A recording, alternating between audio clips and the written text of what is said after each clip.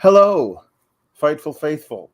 Welcome to another episode of the Sour Graps post NXT after party thing. It's not really a party anymore, guys. I'm sorry, it's just not. I'm your host, Alex Pawlowski. With me, as always, is Kate, Elizabeth. Kate, hey, so it's NXT. Really, who cares? Last night, Sasha Banks and Naomi walked out of Raw. And that seems to be still the thing everyone wants to talk about. And there is more information that came out today on FightfulSelect.com. For only $5 a month, you can get, all kinds of exclusive news and updates on whatever else is going on in the world. And then also you get me and, let's face it, most likely you, talking about Raw and SmackDown. And also later this month, we're going to do, I wrote it all down today because my wife was like, so when do you have these pay-per-views again? So I can schedule our weekends around it. It was like, okay. So May 29th, that's Double or Nothing. Then there's a takeover, not a takeover anymore. It's whatever the hell they're going to call it. A premium live event. Yeah. A June 4th, that's the NXT show. June 5th is Hell in a Cell. Then the Forbidden Door, I'm sure we'll do something for that. That's at the end of June. Then the first weekend of July 4th weekend, that's Money in the Bank. Then the last week in July, that's SummerSlam. So we'll be on the Fightful Select talking about all those things. But also on Fightful Select, you got new information about Sasha and Naomi, and you and I went in depth on this on Select last night. But it really does seem like there's a lot of other stuff that is yet to be uncovered that's out there. There's a different shoe that's gonna drop, and that shoe is like a size 24 extra wide. That's a big shoe that's gonna drop. So I'll just say this. If the second biggest, if not first biggest star in your company, and definitely the biggest active star because Roman's taking time off right now, walks out of your program, it's not good. We did talk about it in depth, and there's definitely more information that's going to drop. If you saw their nonsense PR statement that they put out, you know that there's more information that's going to come out of this, especially considering that they released it during the episode that was being aired. That's a pretty good indicator that yesterday might have been a straw that broke the camel's back situation with the details that we know of, but there's a much bigger picture here. And good for Sasha and Naomi, in my opinion. They want to defend the belts that they're carrying, which seems like a fair point. And considering those belts don't have a division around them, and there's one other tag team, two at best, I would be frustrated too. I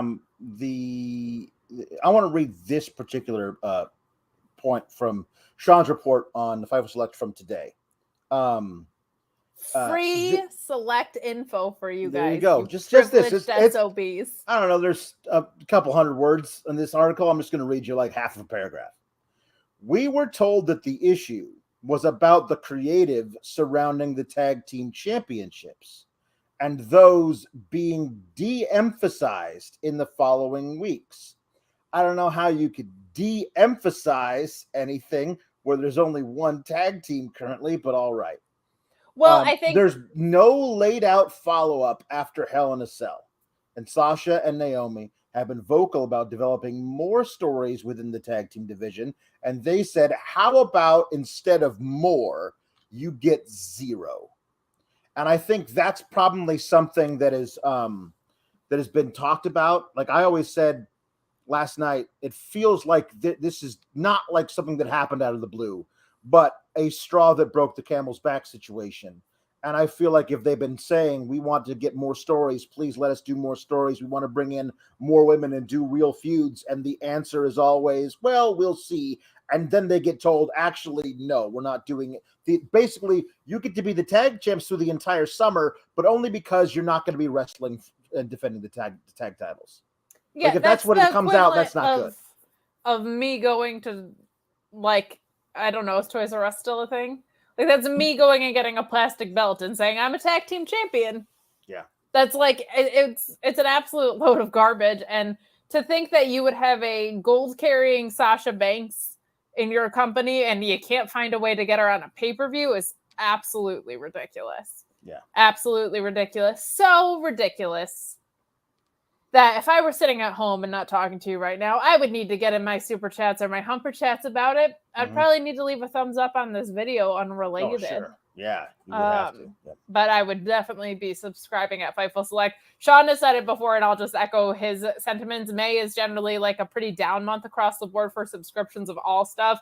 The bump that Fightful Select got off of this story is like a difference-making bump for Fightful as a company and allows us to do what we do. And the more you guys invest in us, the more that we can give back to you guys. So thank you for the support that we've already gotten. And darn it, if you're not subscribed to Fightful Select, what are you waiting for? Come and join us. And you can see Alex and I rant in detail about this yesterday, and also me tee off on the entire genre of pop punk for some reason. I forget why. But I was talking about how pop punk is garbage. Alexa Bliss has a new theme song, and it's that's right. It's very poppy and very punky. That's right. And we talked about how there is zero stops between "Overthrow the Queen" and "Yay, hey, my boyfriend sucks." Like there's nothing. My heart. Yeah, it's like it's a load. If you're writing from a place of taking two already existing genres and putting constraints on it, it's not art. And then you go and you write about pizza and it's trash. But anyway. Yeah. That was the sneak behind the paywall view from last night. There you go. There you go. So I guess we should talk about NXT. Do we have to? That was me responding to my own suggestion. We do because it's an NXT post show. So unfortunately, we do have to review the program that it's for. First of all, we're going to get into some of your super chats, which is right down the bottom of the YouTube chat that you're currently in, and also humper chats at humperchats.com, which is where we get a sweeter piece of the pie. And we start off with, as always, the JW Pringle saga. JW Pringle says, Paul Elizabeth, I spent an hour of NXT 2.0 befriending the neighborhood cat and getting her to actually eat out of my hand. Are you more of a dog or a cat person? Long live the SGS. Gabagool be with you. And with your spirit. Yeah. And Paul Elizabeth responds, Cat Whisperer Pringle. May you be rewarded for your cat befriending. I'm allergic to a lot of I'm allergic to a lot of I think pets, but grand dogs like Buster are always welcome. It's true. My sister's dog is like in love with my dad. Like gives him legitimate puppy love eyes, and he's allergic, but it's just tough stuff. JW Pringle says, we don't have to talk about NXT. It's cool if you don't. Unfortunately, we are financially obligated to talk Ryan about... Sullivan says, I don't watch NXT. I watch this. Let's talk about movies. If you want to see us talk about a specific movie, then go to the what's it called? Know Your News. Know Your News Your with a Z. Because there's a Z at the end. There is. That YouTube channel, go to the Know Your News YouTube channel on Thursday, where the podcast we're going to record right after this drops, where we talk about the #1 movie on Netflix. Not going to tell you what it is. Surprise. Go to Netflix to find out what it is for yourself. It's terrible. And much like Know Your News ending with a Z, this movie was all Z's. I couldn't believe how bad it was. I'm so bummed. Me too. Mex Chewy says, it's my birthday on Thursday. first super chat. Love all SGS. Well, thank you, Mex Chewy, and happy early birthday to you. We did a little birthday stream for our friend here, Kate, over the weekend because it was her birthday on Saturday. And there was actually, we got a little chat that came in late for that one from our friend Mark Losper, who says, "Missed your birthday, Kate, because I've been taking a break from a bunch of things. I hope that you had a wonderful weekend and your birthday was fun and safe." So Mark Losper. Well, thank you, Mark sending you Losper. belated I'm birthday also wishes. taking a social media break, largely on the Twitter machine. But I appreciate the birthday wishes, and it was a weekend. Yeah. The Badger to One Jam Beard says, "Happy Tuesday to the SGS, the Council of Marks, JW Pringle, Papa Tallpaul. We are all collected here today to be sour about the NXT dumpster fire." There you go. We have a couple of things in here about Sasha and Naomi. Nerd Guru says, "If it's true that Sasha was only going to be used to put over Ronda, that infuriates me to no end because fuck that. Ronda is useless. Your mileage may vary. Sasha is 10 times better in every facet." Now that I agree with. They fed her the Rumble and the Mania match. I'd have walked too. At this point, Sean is still looking into whether or not that might have been the plan.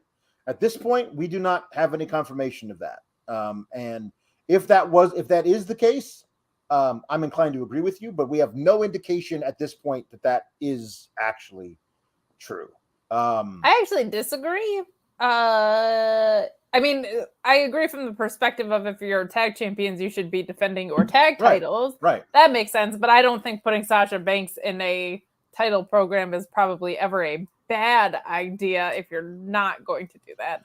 Right. But tag titles should never be used to advance. Sasha did a pretty bang up job of putting over Ronda the first time Ronda was around.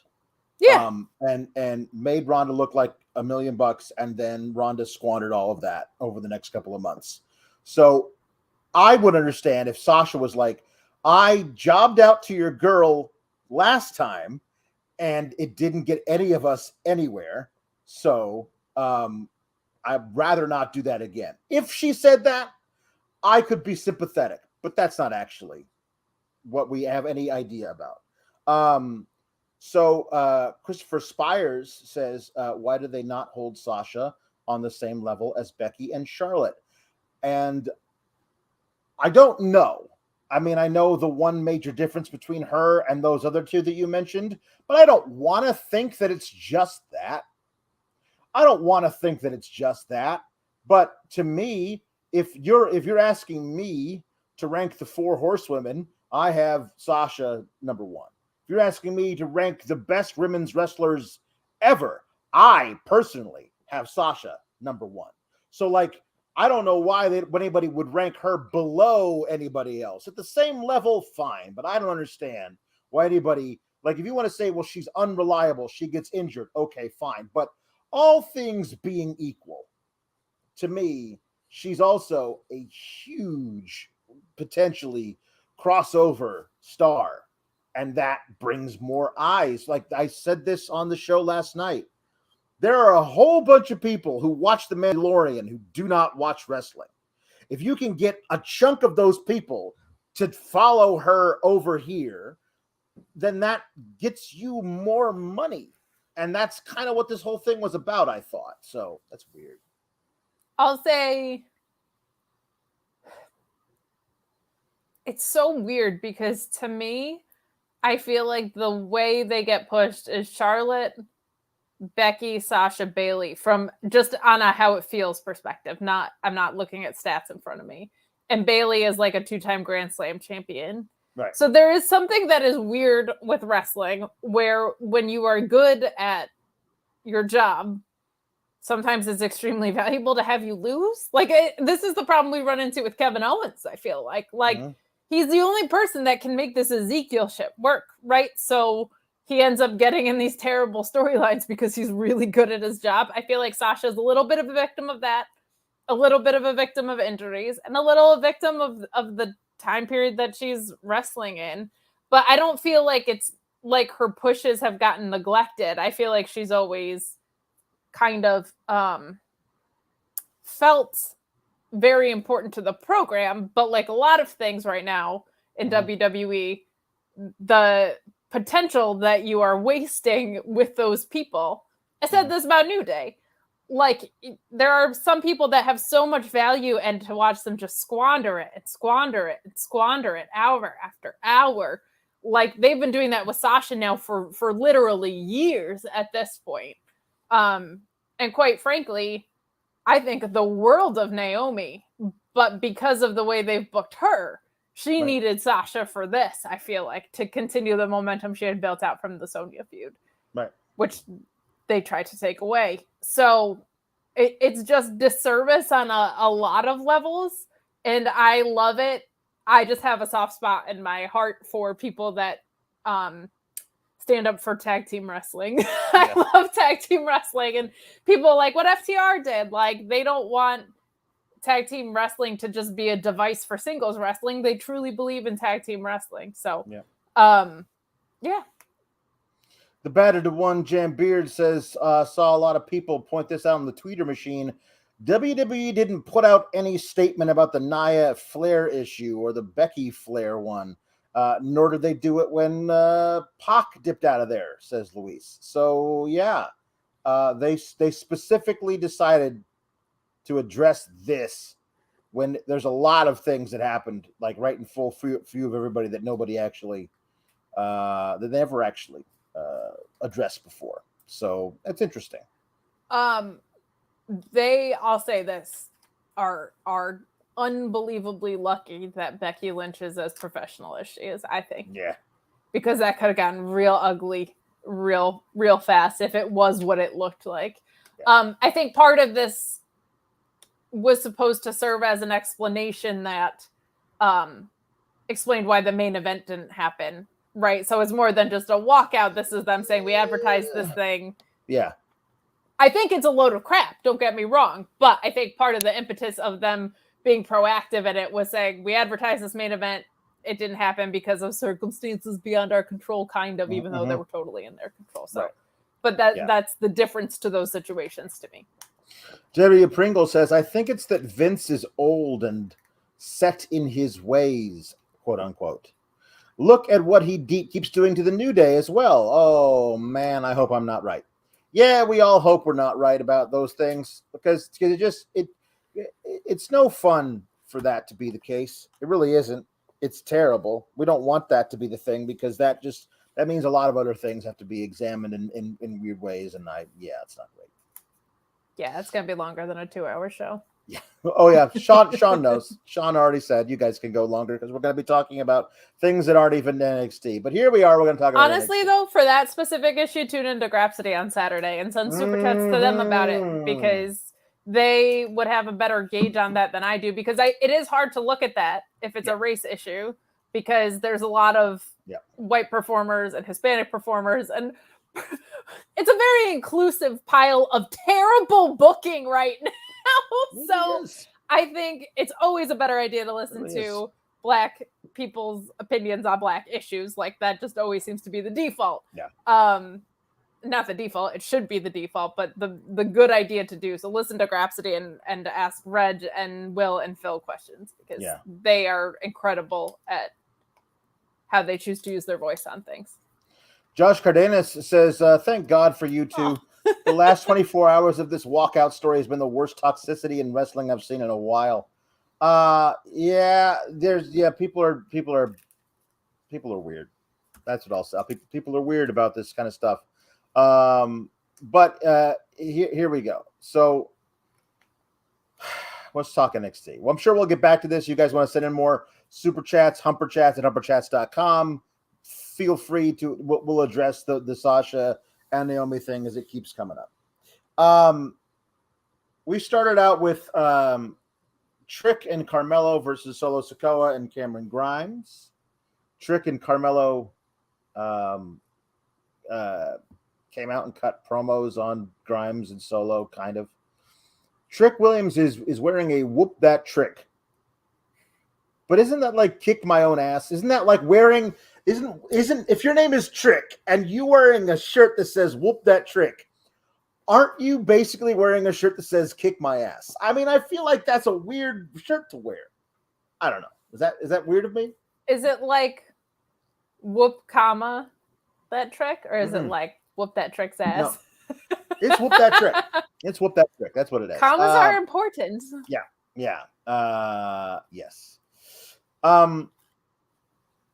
So this was a fun tag title match, and it was one of the tag match, but in one of those ways where it's like, hey, we all assume, there's Solo Sikoa and Cameron Grimes, they're gonna be able to coexist, and they didn't, and it also did not cost them the match. Like there were a bunch of like blind tags and stuff, but like it was just like, hey, I want to hit my moves. Like, no, I want to hit my moves. And that was that. They each got to hit their moves. Solo's new like jumping, spinning Uranagi thing looks like it's just gonna murder somebody one of these days. And using that to set up his giant Uso splash is just so much fun. That dude needs to be on the main roster yesterday. We pitched this thing like if you're gonna have Roman Reigns take several weeks off, what you do is you make it a storyline in that I've beaten everybody. So I'm gonna go on vacation, but I will come back and defend my title as soon as any of you can beat this guy. And here comes Solo Sikoa, and nobody can beat him for 10 weeks. Look at that. How that coincides with the time that Roman was going to spend away from TV anyway. I think there's an easy way to do it. It could be really, really fun. And we're not going to do that. There were the matches won by Cameron and Solo. Solo Sikoa is crazy over. Yeah. I think he would also be that on the main roster as well.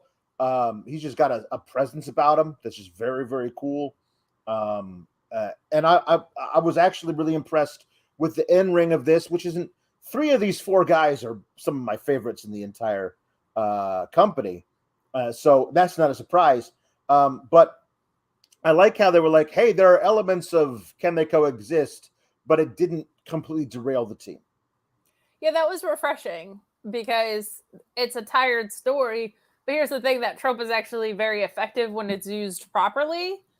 Yeah. So I just don't like seeing it so much, but it's a very effective story to roll out when it is properly done. Yeah. And Solo Sikoa and Cameron Grimes know what they're doing. So it was really, really good. I liked this as a start to the show too. Just a nice, high energy, good match to kickstart things. Solo Sikoa has really, really grown on. I've always liked him, but like the past probably like 6 weeks or so, like something is just clicking on every single level for me with him. Like you said, presence, which is a good word. Like there's just he's really found a cohesion to who he is, and he has the same cool factor that Roman does. I think that the Usos don't. It feels a little forced with the Usos, but like good enough in this bloodline thing. Yep. Just a very easy presence about him. Very easy to get behind. But man, you're right. That spinning Uranagi, like he's gonna hurt someone. Really, really just well-rounded wrestler, and kind of nice to see something positive grow in front of our eyes out of NXT, because I thought it was going to be Braun Breaker, and now I'm just doubting whether his career is ever going to recover from the bullshit he's in right now. Oh, yes. Poor guy. Nerd Guru says Solo costing RK Bro on Friday should be the move, but no. If they did that now, I'd be like, oh great, you're doing it, and also I'd be like, but wait, like there's absolutely in the middle of a storyline for Solo Sikoa in NXT bringing him up now feels like a weird time to do it, but they've done that many, many times before. And then we got the Battle of One Jam Beard saying, isn't Trick a not good nickname for a lady of the night? It is. A shirt saying hit that trick doesn't sound too PG to me, but I could be overthinking it. You're not. It's from Hustle and Flow, the movie from 2004. It's the Terrence Howard character has a rap that is whoop that trick, and it goes like platinum or something. Also, recently there was a thing in the NBA where one team said it about the other team and then proceeded to lose 2 games in a row to that team. And so the team that it was said about originally was like saying it back to the other team. So that was that. I think that's probably what it is. And yet also it's beyond it being weird for that reason. Also, if your name is Trick, don't wear a shirt that says whoop that Kick trick. my ass, yeah. Kick my ass. Yes. Yeah, there you go. So we got Ryan Sullivan says that the Sasha and Naomi thing is semi-relevant to NXT because no way, the ripples don't impact NXT.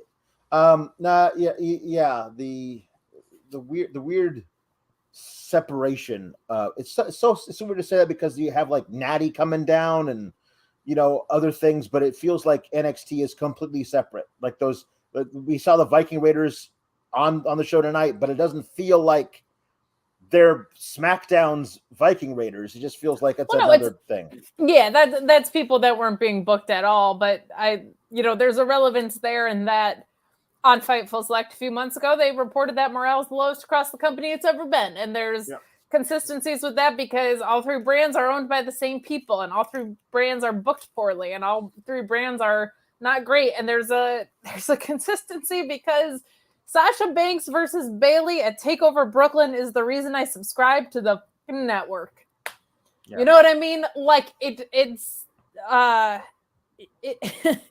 when you think about Black and Gold NXT, the crowning achievement to me as a fan is the women that got created there because every single one of those stars. Yeah. Every single one of those stars. God, I can't think of anybody outside of Ronda who's like had relevance that didn't have like an NXT run of some sort, not a title run necessarily, but like runs of some sort. Yeah. So there's a fundamental issue of we talk about this every week and we're frustrated about it every week because we want what's being developed on this very fundamental level to carry to the main roster to be something that turns into something good. Yeah. And now they're taking what's already good and throwing it out the window. Like this product is just so disconnected on every front. Yeah.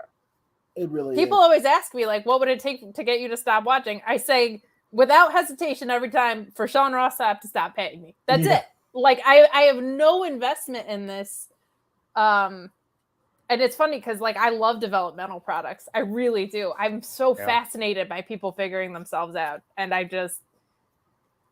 this is so vacant. This feels like a bad high school play that has some wrestling in it. Yeah. Yeah. Battle of One Jam Beard saying, so what you're saying is Trick wore a kick me sign. No, he wore a kick me shirt. That's even worse. It wasn't like snuck on him. No. He was like, I volunteer as tribute. Yeah. Orion Ben 666 says, War Machine and the Creeds was good until the end. Frazier and Lee was better until the end. Sikoa, Grimes, and Hayes and Trick and D'Angelo Escobar were aces. Yeah, every week there's something in the ring that makes this go, wow, that was pretty great. And yet it never feels connected to real storylines moving anything forward. For example, let's talk about this. We're gonna get a little bit of out of order here, but we're all gonna tie all of this together. They did a an interview with Yes Boy with the whatever their hell, they're Pretty Deadly, right? Diet Dalton Castle, yeah. Yeah. And then there was a match. It's Creeds versus the Viking Raiders. And the Creeds lost to the Viking Raiders, but they've already been like, how does it feel to know that the Creeds, they asked Yes Boy, because it's harder for me to remember the other thing, and they always just say Yes Boy, so that's their name now. Pretty Deadly, but yeah. Yes Boy. They're just Yes Boy. Yes Boy. So Mackenzie Mitchell asks Yes Boy number 1, how does it feel to know that you'll be defending your titles against the Creeds in your house? And they say whatever. Like, I don't know what they say. It doesn't really matter, but it's like, it's the generic. How does it feel? Oh, well, we're so scared. We're shaking in our boots. No, we're not. Oh, Yes Boy. And then they walk away or whatever. And then the Creeds, before they have their title match, which is already signed, they face the Viking Raiders. And they lose to the Viking Raiders. It's a good match. It's a really good match. Really, really, really good in the ring. At one point, Brutus decides to do his cannonball off the top that rope. Looked bad. And straight up missed both Eric and Ivar and bounced off the ground. You could kind of landed bounce on his feet in a bad way. Like if that guy's ankle isn't twisted off of his leg, I will be shocked. Like, you could shatter bones in your feet or your tailbone. Like, that's you do a cannonball into water because there's give. You don't normally do a cannonball onto, like, concrete with a thin mat on top of it because you could get seriously injured. Well, and you can do it into people. That's very effective to do. The whole point of having the people there is to break your fall. Right. And they didn't do that. And so I was like, oh, this match is over now. When he bounced, I was like, something in his lower half is broken. Yeah. But he finished the match. He was okay because he's made out of rubber, I guess. His face looked like a shoot reaction, though. Yeah, he was cringing. So was I at home. I was like, oh, no. Yeah. So then the Creeds lose because Roddy runs into the ring to try and do the same thing, to do a cheat on behalf of his boys, the Creeds, to beat the Viking Raiders. And Julius throws him out of the ring saying, we don't need you.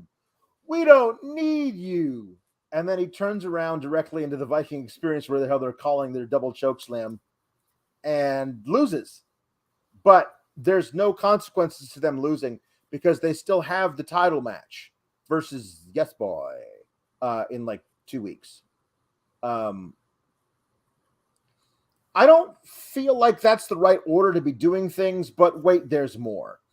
Then there's a segment where Roddy and Damon Kemp, Gable Stevenson's brother, are backstage, and the Creeds are hot under the collar about what's happened with Roddy, and eventually they walk away leaving or whatever, and they don't want to have anything to do with him. He says, you go talk to these guys. They're going to come back. They're going to show me some respect. And then Yes Boy shows up, and Yes Boy number 2 is like, ha, ha, ha, ha, your boys lost to the Viking Raiders. And Roddy Strong is like, hey, how about me and Damon Kemp, my new recruit, versus you two next week? And Yes Boy number 1 is like, you're on. And so, like, the week before they face the Creeds for the title, they're having a non-title match against the Creeds' new stepbrother and their angry father, Roddy Strong. And I feel like all of this doesn't make any sense when you put it all together. It's just a whole jumble, a bunch of what. And here's the deal is, the match was great. And then they ruined the ending with the weird Roddy thing. But the match was great. And the storyline surrounding it is either like just weird and convoluted or just plain bad. I haven't decided yet. Yes, it's all three. Also, if you're a dork in the chat who's surprised that a show called Sour Graps is kind of negative, I can't help you. You're an idiot if you think that this is going to be an overwhelmingly glowing review of a terrible product. And you know what? I'm critical as hell of the AEW women's division and a bunch of other shit that's going on there. So leave. Or spend $5 on Fightful Select. Just get it out of here. I don't give a shit. I have a huge problem with the fact that they are bringing in a new member to a stable that's breaking up. That makes no sense to me at all. Like, that's just such a weird move. I don't understand why, like, the new guy wasn't really... I know he came through in a later segment, but I was like, shouldn't the new guy be there? Like, around at ringside? So I'll just... He was at ringside. He just didn't do anything. He just didn't do anything. I'll actually take that because that's fine. I don't like the ending. I don't really understand why this return match happened. Like, if you beat... I understand they wanted to do the honorable thing, and that this, I guess, furthers the story with Roddy, but, like, if you have a title match coming up, why are you running this back right now? I get it for, like, real life circumstances. The Viking Raiders are probably only there for a little bit, but it all feels very, very muddy to me. But having lost this match, I don't feel like they should still get the title match. Like, no, I feel like what should have happened is last week Roddy should have interfered and they should have lost, and it should have gone the other way, and they should have said, hey, that was interference. We would like a fair shake at this. Roddy's banned from ringside. And then they go over either clean or they win right before Roddy can interfere or whatever. So, like, just flip it that way. And then it's nice and clean. Yep. And then they have momentum going into the title match. Yeah. Yeah, certainly, like, there's people in the chat talking about it. Bivens' absence makes this feel so much less important. Yep. It would be such a more compelling story if he was there to offset Roddy as well, I think. Especially if you're going to do this, because there would be someone saying, like, what the hell, man? Which is a logical thing. It feels very cloudy, but the in-ring chemistry between the Viking Raiders and the Creed brothers was undeniably fantastic. I will never not be impressed by Brutus suplexing either of the Viking Raiders. Yeah. That was incredible. Julius looked really great in this match, especially because when that cannonball happened, I think Julius was in there a little bit more than maybe was initially agented, but he looked very explosive. Like, I feel like they've kind of found their voice as a tag team of the brute and the more explosive guy without it being, like, so overwhelmingly obvious, or like, you do the small guy moves and I do the big guy moves. Like, Brutus is doing a damn cannonball and Julius is suplexing people too. You know what I mean? So just, they're a fantastically refreshing tag team, and I loved so much of the in-ring that happened here. Did not like the ending. Looking forward to the title picture, but it's also just like, how many times are we going to go back to this well of the Creeds getting near the title picture, getting a title shot and not winning? And then if they beat Pretty Deadly, it kind of feels like Pretty Deadly's reign hasn't really meant a ton. Yeah. Because I don't know, who did they defend it against other than, like, Dexter and Duke. And that's it? As far as I remember. Fucking yikes. So, I mean, that feels like a lose-lose a little bit, but if the Creeds go over, I think people will be overwhelmingly excited about it. Yes. Yeah. Ken Shiro says, as someone who has been watching 2.0 for the last few months, question, did Ronnie turn heel or did the Creeds turn face? And also, why? So what happened was the Creeds gradually became people that you rooted for in their matches, just from how they wrestled the matches. It's one of actually the best things about 2.0 is the way the Creeds have developed, and also how they become fan favorites completely organically, just because they're these two kids who cannot be hurt, who are ridiculously athletic and strong, and you just can't help but root for them. and they just let it happen. Nobody like forced it or did it. Was just this really great thing that happened. And Bivens, being a little shit talker, like helped that and made us want to see them on TV more. And then Roddy got pissy, probably also in real life, but his character got pissy. And so it kind of like he didn't really turn heel because the Diamond Mine was always heel, except he just stayed heel as the Creeds just floated toward facedom. And that was like it was this really cool thing that they did. And now with Bivens gone, Roddy is firmly a heel who wants the Diamond Mine to be a heel, to be everybody Diamond Mine to be heels. And the Creeds are like, we kind of like just wrestling honorably and getting the crowd to cheer for us. Yeah, especially because they were winning for a really long time. And that's absolutely correct too. I think that was one of the helpful things about Bivens was because he was heel, but also entertaining. It never felt like serious tough guy. That is one thing that's actually I kind of like about the new brand a little bit is there was not really any room in black and gold for anything that wasn't super serious. Yeah. I don't love anything on NXT 2.0, but there is a little levity to it. When you're a heel that's comedic, that's something that can be so invaluable, and Bivens was great with that, and it really, like you said, let the Creeds organically do that. I feel like FTR's face turn was, I'm talking about FTR a lot today. I love them, but their face turn felt very similar where I was just like, oh yeah, their faces now. Like it wasn't an obnoxious, like, and now you're good guys and you're going to come out in John Cena colors and whatever. Like, it's so nice when those moments happen organically. It actually kind of feels like art. Right. Yeah. So we get, we got a super chat from Ryan Sullivan, this is actually quite prescient. Says Cody's promo Monday accidentally explained WWE booking. He said he lost his way to the top.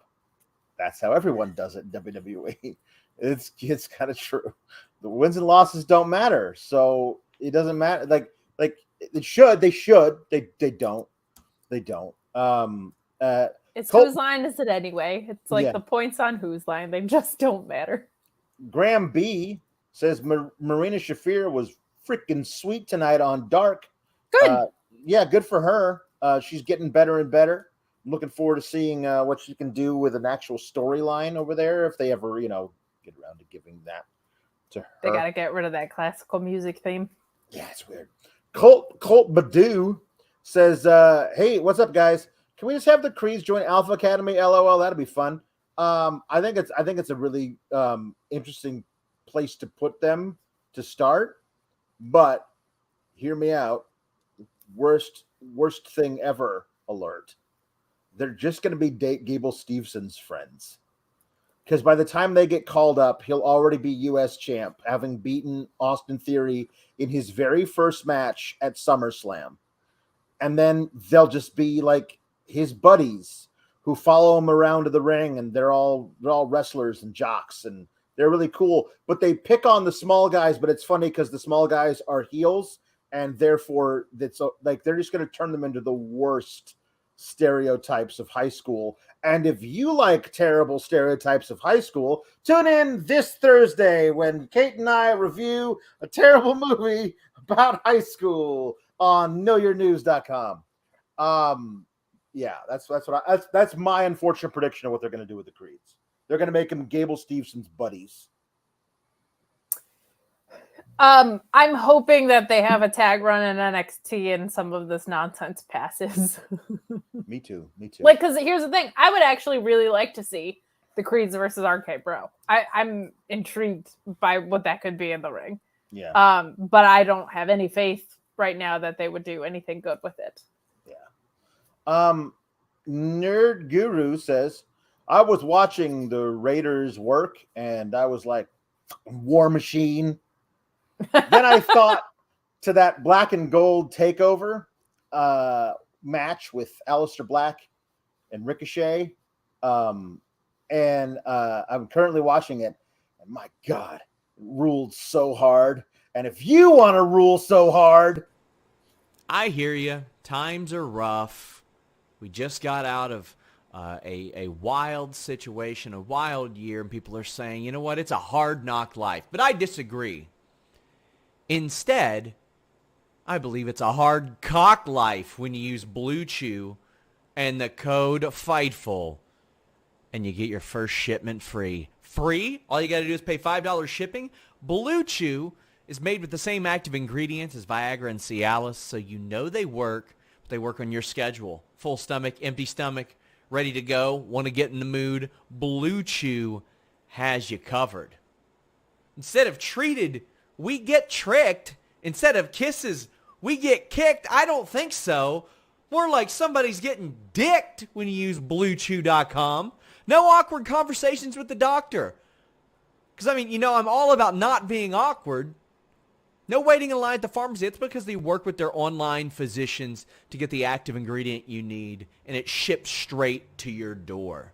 BlueChew.com and the code Fightful gets you your first shipment free. That's how confident they are. Free. Use that promo code Fightful. Hardcock Life. Want to apologize to everybody. That ad read was right at the top, and I've never seen it at the top before. I thought it was a new one because Sean told me he wanted to record a new Blue Chew ad read, all about rubbing the inner thigh, whatever that's about. I know there was the thing. I don't even want to get into it, but I thought he recorded a new ad read, and I was going to do the one at the top. But I apologize. I wanted to do the one where he does. This is why I normally do the segues. Yes, I know. What is this jobber playing the wrong Blue Chew ad? No, without Sean staring into your soul, asking if your penis is soft. Yeah, is your penis soft? I don't need excuses, Alex. Okay. Yeah. Play the right one. I'm not doing it now. No, I won't do that. No, don't double down on it. No, now the fun is gone anyway. So this is a thing. I love Luis. I love our moderator. Sometimes he'll like have interesting titles for the segments that we go on our little rundown. And one of them he has later is like, Waller and Stratton are annoying, and it's true, they are. But then he writes for this one, he says, Thea Hale is a shoot high schooler.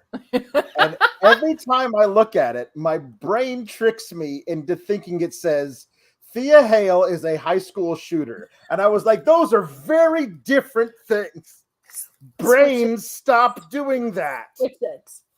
I read it 3 times. That's he even put a dash to make sure that we wouldn't think of it that way, I think. Anyway, Thea Hale is a shoot high schooler. Like I did my tryout here. They picked me. It was the hardest I've ever had to work in my life, but it'll have to wait until I graduate from high school. And then they're gonna allow me to train while I go to college. So look out, NXT Women's Division, I'm coming. And I'm like, you just said you're gonna go to college first, so you're coming in 3 to 4 years, unless you drop out, which they're probably gonna pressure you to do if you're any good. So we'll see. We'll see. Online courses or whatever. I love it. She seems lovely. Okay, fine. My only thing with this was I felt like she was like, it felt like an ad for the PC and not a promo for her a little bit. She was like, I love coming to the PC and training here in Orlando, Florida. Like, it was just such like a weird showy thing for that, but good for her, man. There's this whole generation of kids that like Nick Wayne, Billy Starks, like kids who can't wrestle in every state because commissions won't allow you to as a minor, which is probably a fair and reasonable thing.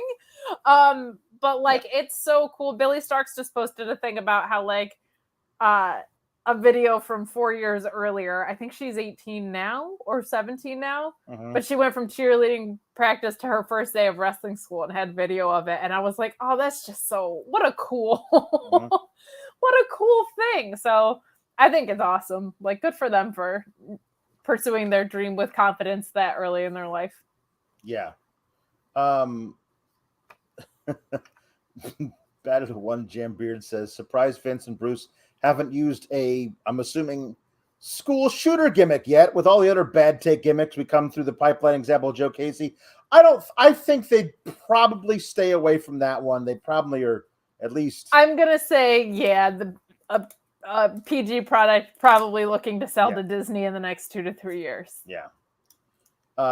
Matthew Plus says, maybe I'm alone here. You're not, but I'm really uncomfortable with the idea of Vince being in a position of power with high school girls.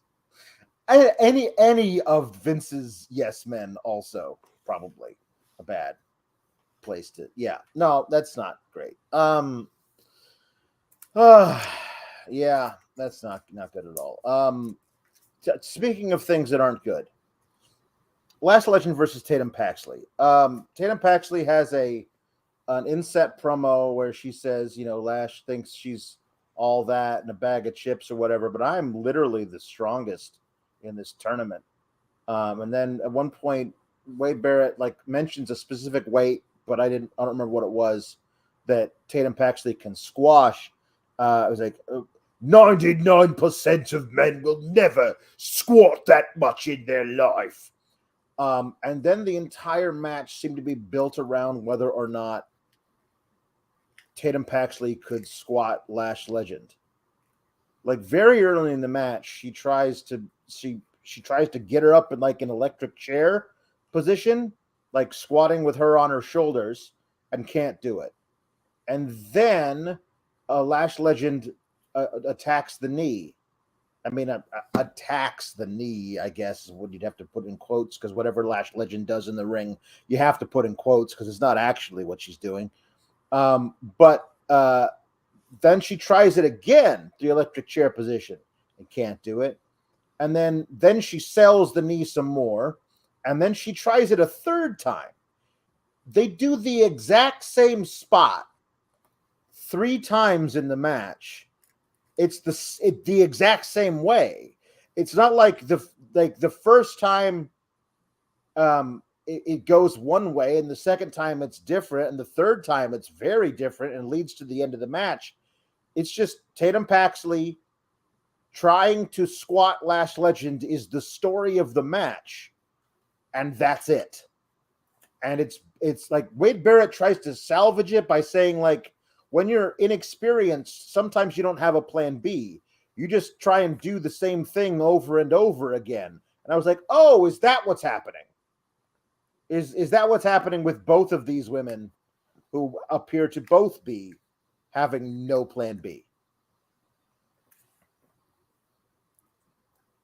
I don't know what Lash Legend's strengths are in the ring or as a character. I feel like the point of this match was designed to try and hide her weaknesses and to show off Tatum's strength, and that doesn't make for a good match. I'm sorry.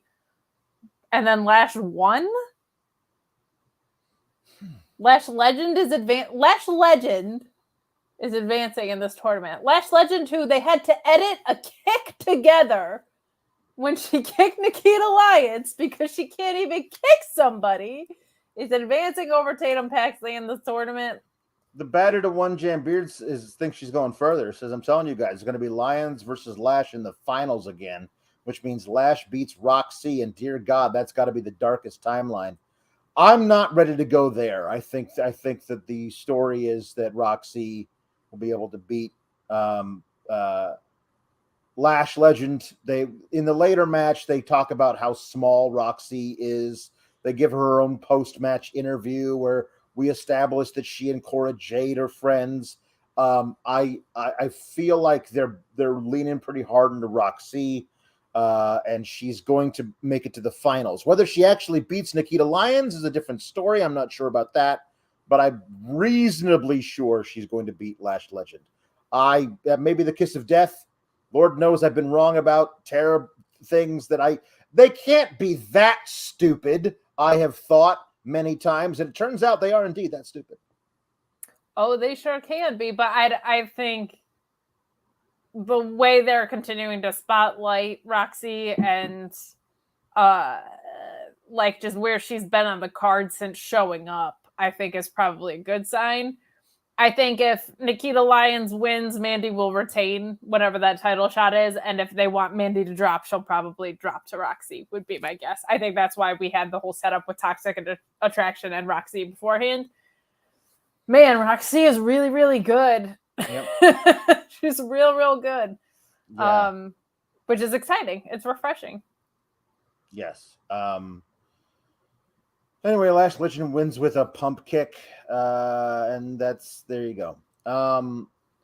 There's an Indy Hartwell promo where she talks about how she's at a rock bottom now or whatever. Well, she said, like that you can go from being on top to rock bottom quickly, but that she has the biggest opportunity of her career ahead of her, which I kind of liked this because hypothetically, like her friend and her husband got taken away in one foul swoop, right? She should feel like she's at rock bottom, but she does have a huge opportunity in front of her. So this was like quick, nice, and felt authentic. I was in. And she's gonna face Mandy Rose. It's not a title match next week, but she is facing Mandy Rose. If the plan is to have Indy face Mandy Rose in your house, I don't know why we're doing this match 2 weeks ahead of time. And if the plan is not for her to face Mandy Rose in your house, I'm wondering who Mandy Rose is facing. When does this tournament wrap up? I believe the finals are in your house, but I could be wrong. Okay. I was going to say maybe that's it. Maybe that's what they do. Maybe that's the move. Maybe that's the point. I'm not really sure. Later, it's not like they wouldn't set up 2 rematches in a row for that anyway. No, they would. Later, we see Toxic Attraction watching an iPad. There was a digital exclusive where they interviewed Kaden and Katana, no longer Casey, about... No, because she shoots whiskey, so she has a different name now. She does.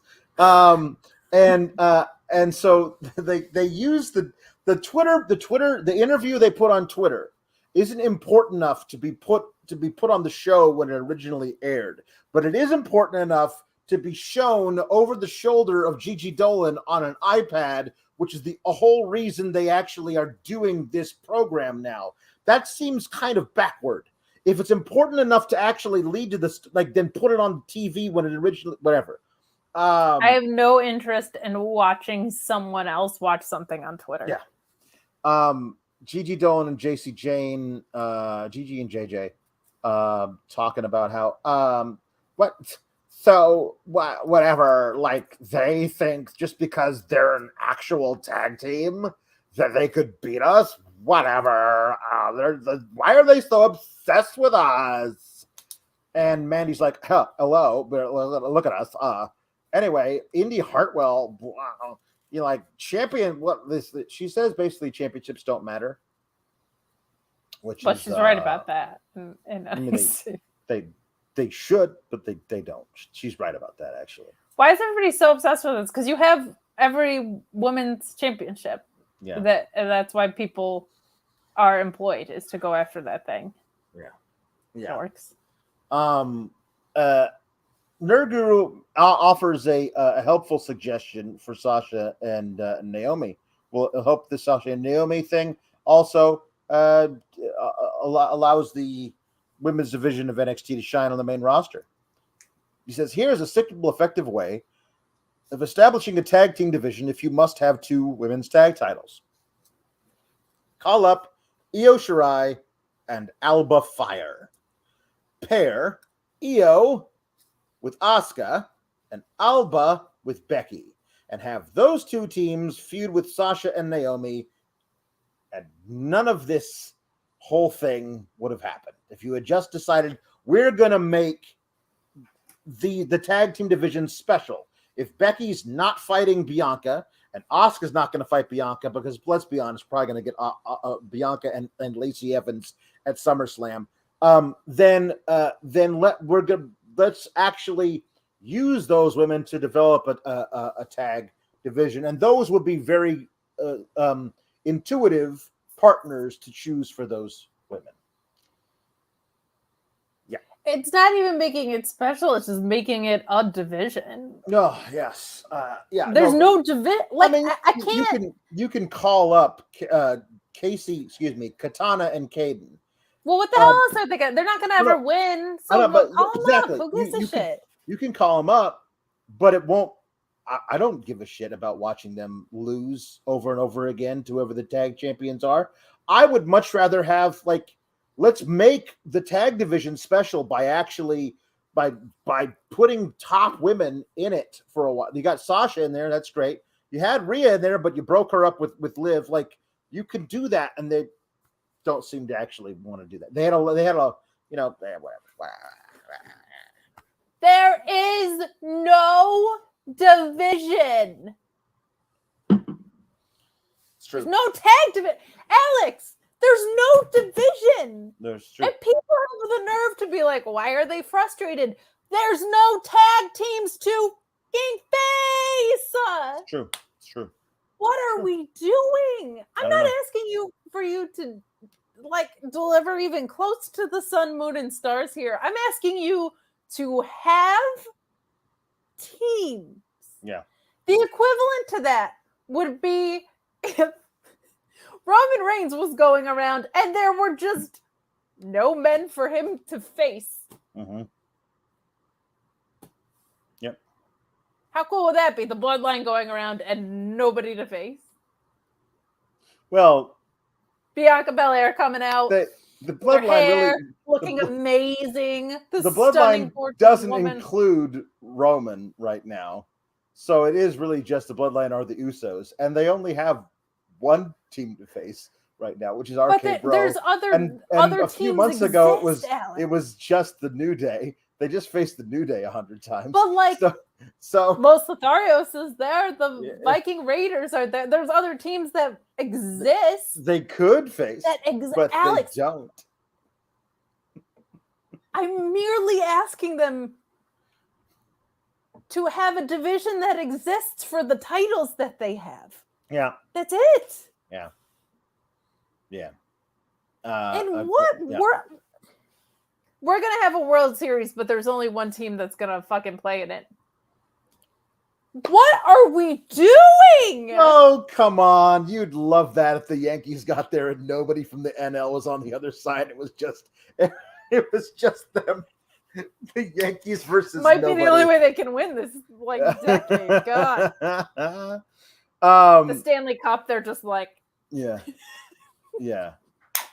The Battle to One Jam Beard says between NXT, Raw, and SmackDown, maybe NXT UK, there's 4 or 5 women's tag teams, and 3 of them are just tossed together people in 2 sets of titles.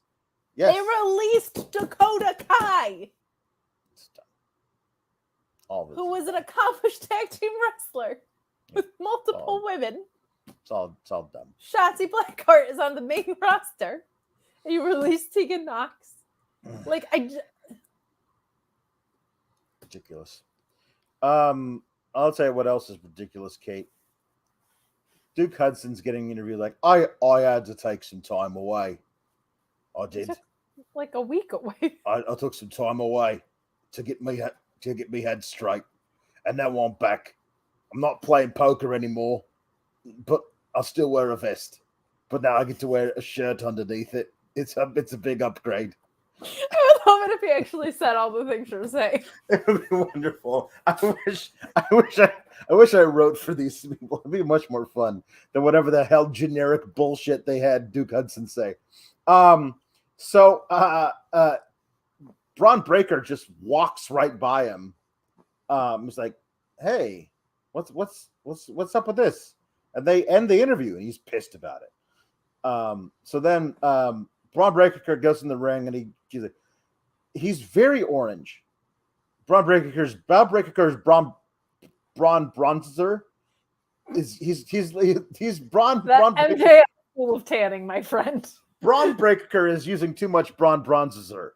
Like it's not working out for him. It's because what level of bronzer you're on is how many Z's there are. Yeah. And he just couldn't help himself with the extra continent. Yeah.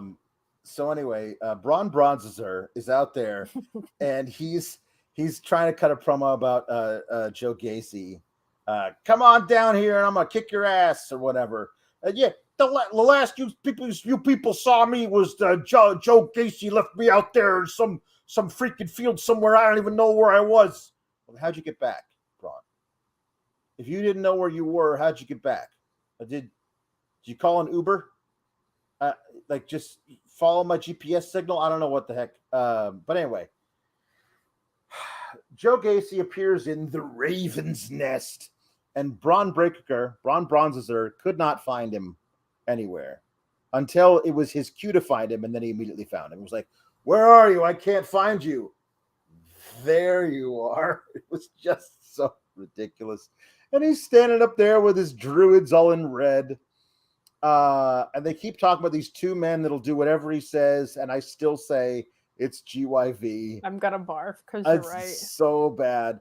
It's actually DYV. It's the Druid Young Veterans, or the GYD, the Grizzled Young Druids. And yeah, it's so bad. So he wants Braun to join him because he's so full of rage.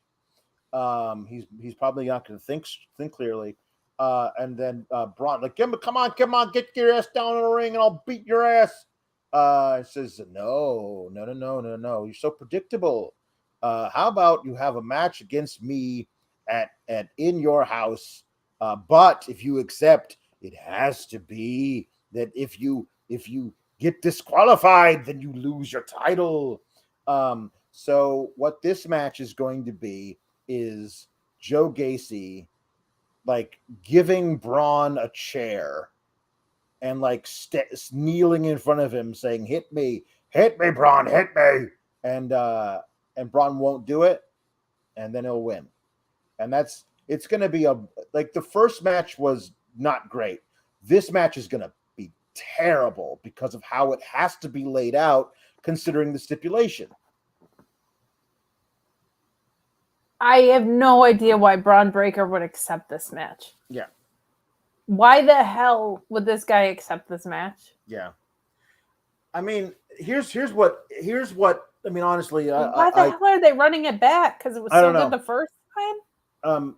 If this is a match where this is truly the case, then what you do is you have the Grizzled Young Veterans out of costume, not as druids, jump the barricade in the first 2 minutes and beat the shit out of Joe Gacy.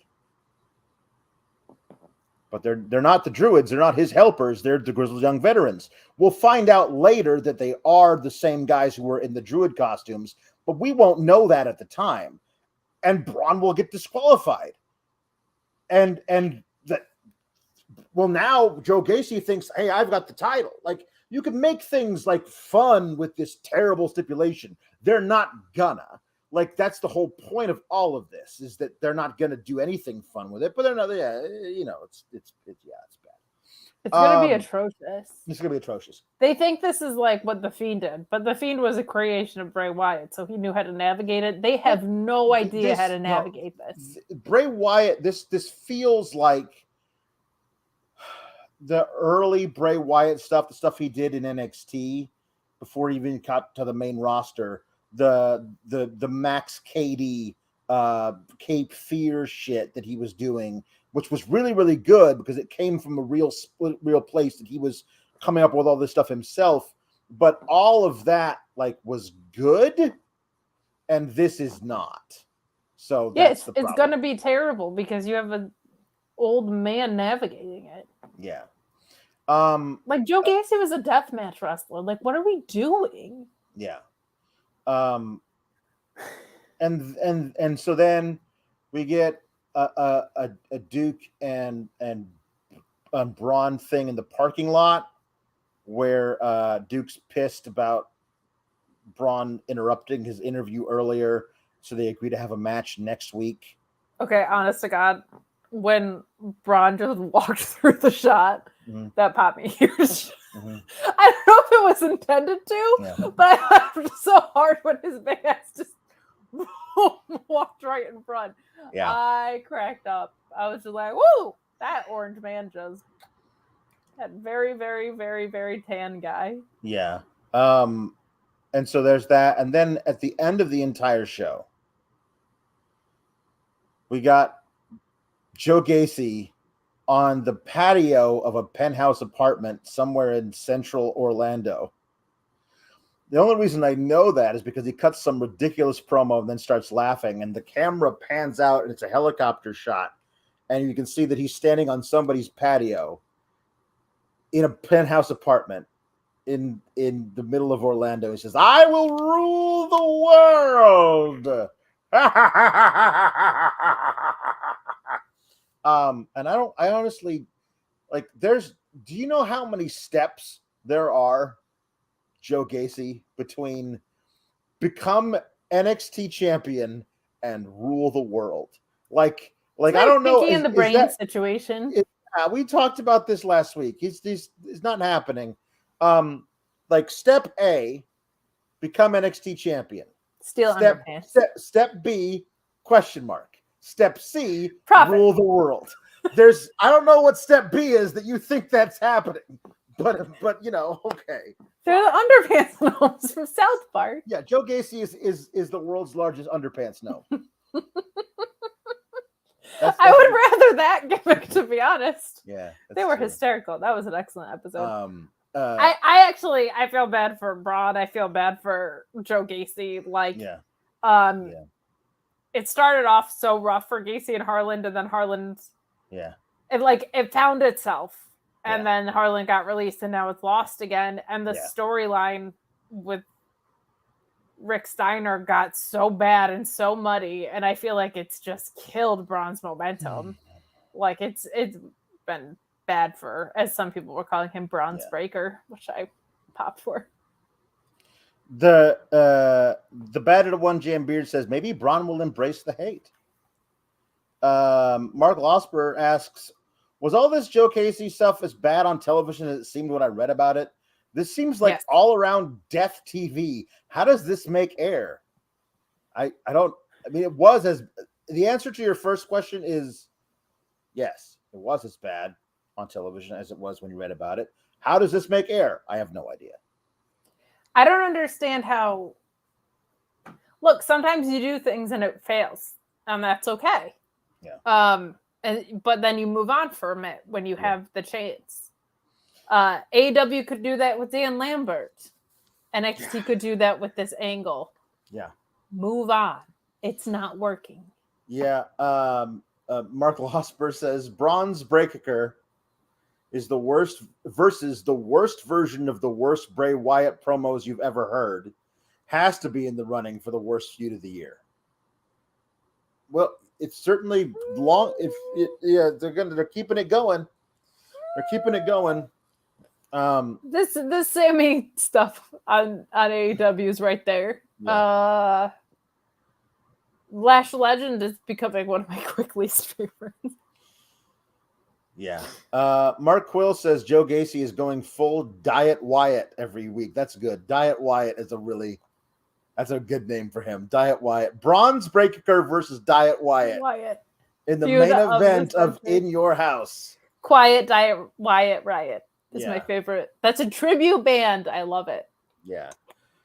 Found it. JW Pringle has christened Joe Gacy MJ Meh instead of MJF. And Braun Breaker is a giant Oompa Loompa. He is very orange. Yeah, you missed me with the MJF thing, though. Too far away. Yeah. Mark Quill says, does Joe Gacy laugh so much because he's evil? Or is it because he's actually crying on the inside? Yes. Maybe that's what it is. Little of column A, little of column B. Maybe that's what it is. And Ken Shiro says, I wish people would stop using it's developmental to excuse bad writing. Even in developmental, some stuff shouldn't get past the initial pitch. Unless I'm mistaken, NXT isn't developmental for creative people.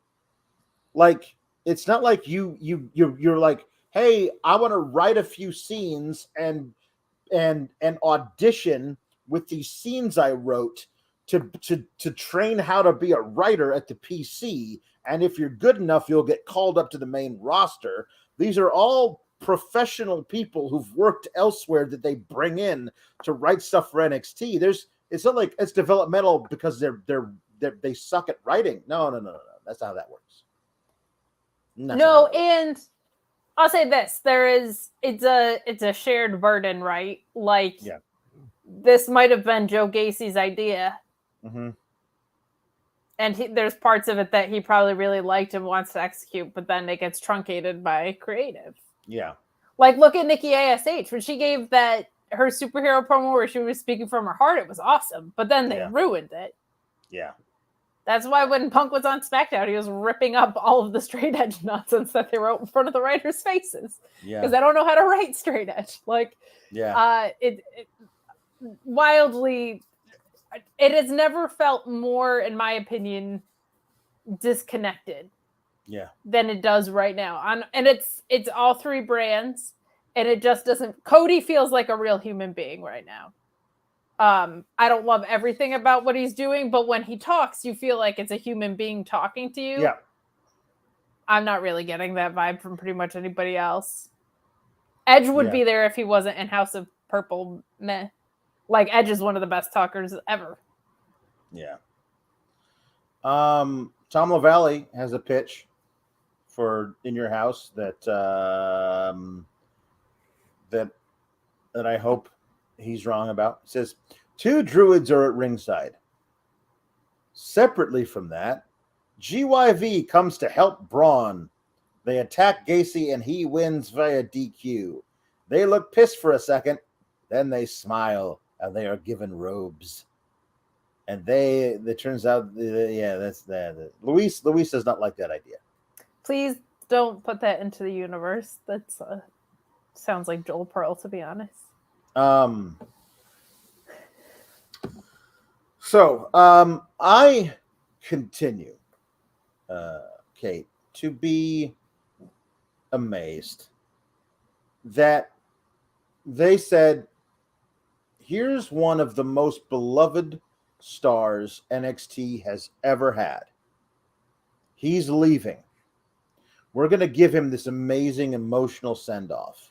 But we're also going to use this to get one of our younger guys some serious,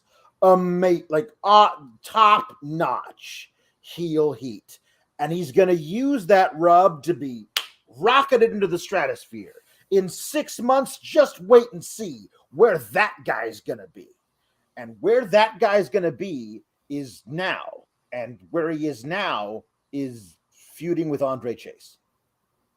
The absolute failure that it was having Grayson Waller run Johnny Gargano out of NXT forever, considering what they've done with him since, is astonishing to me that they could be so incompetent. I didn't love the choice of Grayson Waller at the time, but at least I said to myself, wow, they really must be high on this guy for whatever reason. I guess we'll have to see what this huge push they're about to give him is going to put him in 6 months or a year. He fought AJ Styles. And then they gave him Senga, and they already split, and now he's dating Tiffany Stratton. He's able to beat Andre Chase because I would hope so. I mean, Andre Chase, the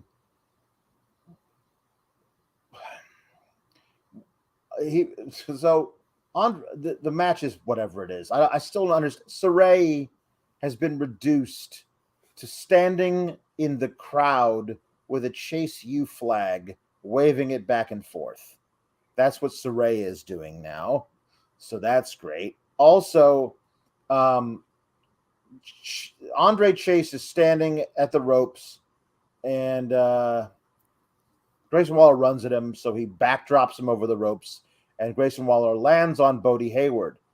And Andre Chase, like if this doesn't turn out to be Andre Chase and Bodie Hayward are secretly in love, then the amount of concern that Andre Chase shows for his dumbass pupil it just doesn't make any sense. There's too much. There's like at least 3 matches that I can remember in which Bodie Hayward got hurt at ringside, and Andre Chase lost the match because he had to go out to ringside to check on Bodie Hayward and make sure Bodie was okay.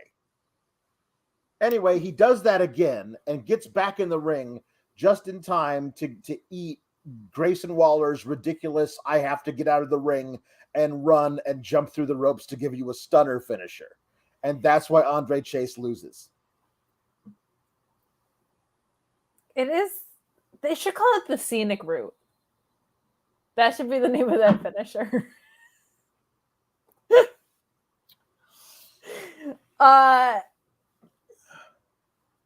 Yeah, this is dumb.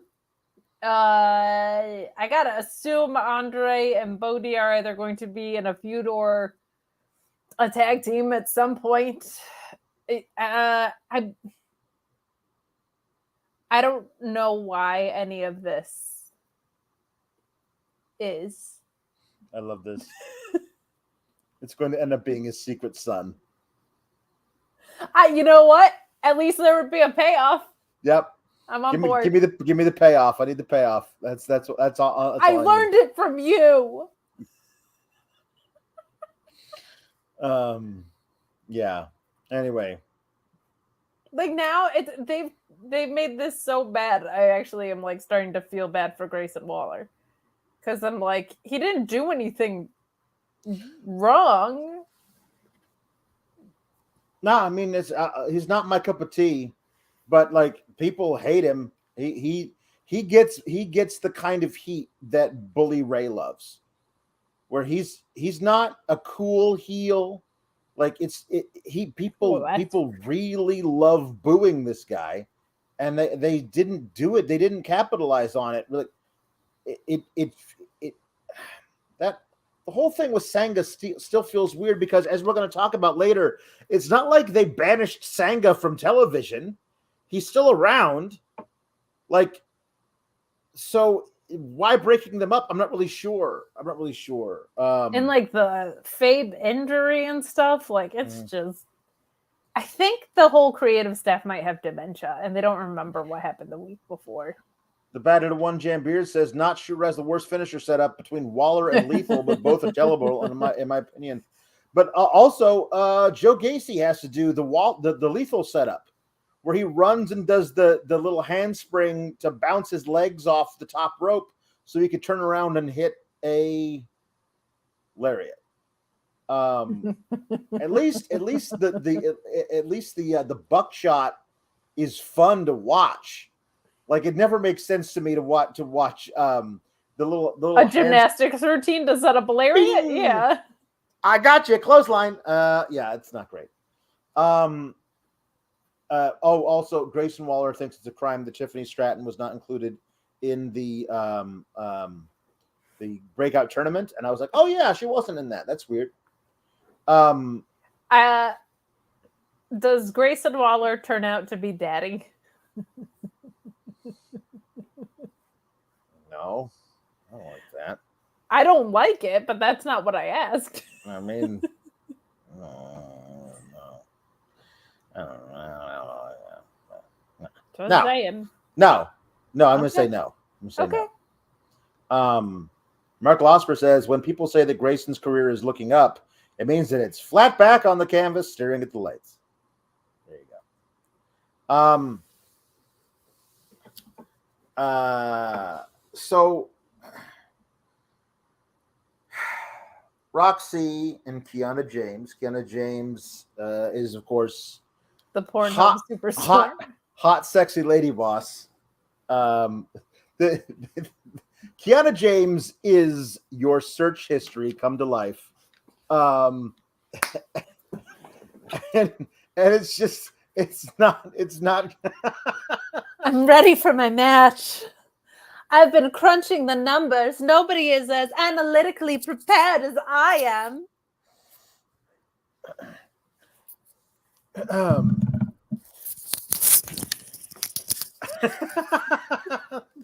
the way to do it. That's the way to do it. You gotta take the thing off and shake out the hair. That's the way to do it. I committed to the bit and now I lost my hair tie. Yeah. Oh man. Yeah. I'm the worst porn accountant ever. Where did my hair tie go? Hi, Dad. Love you. There it is.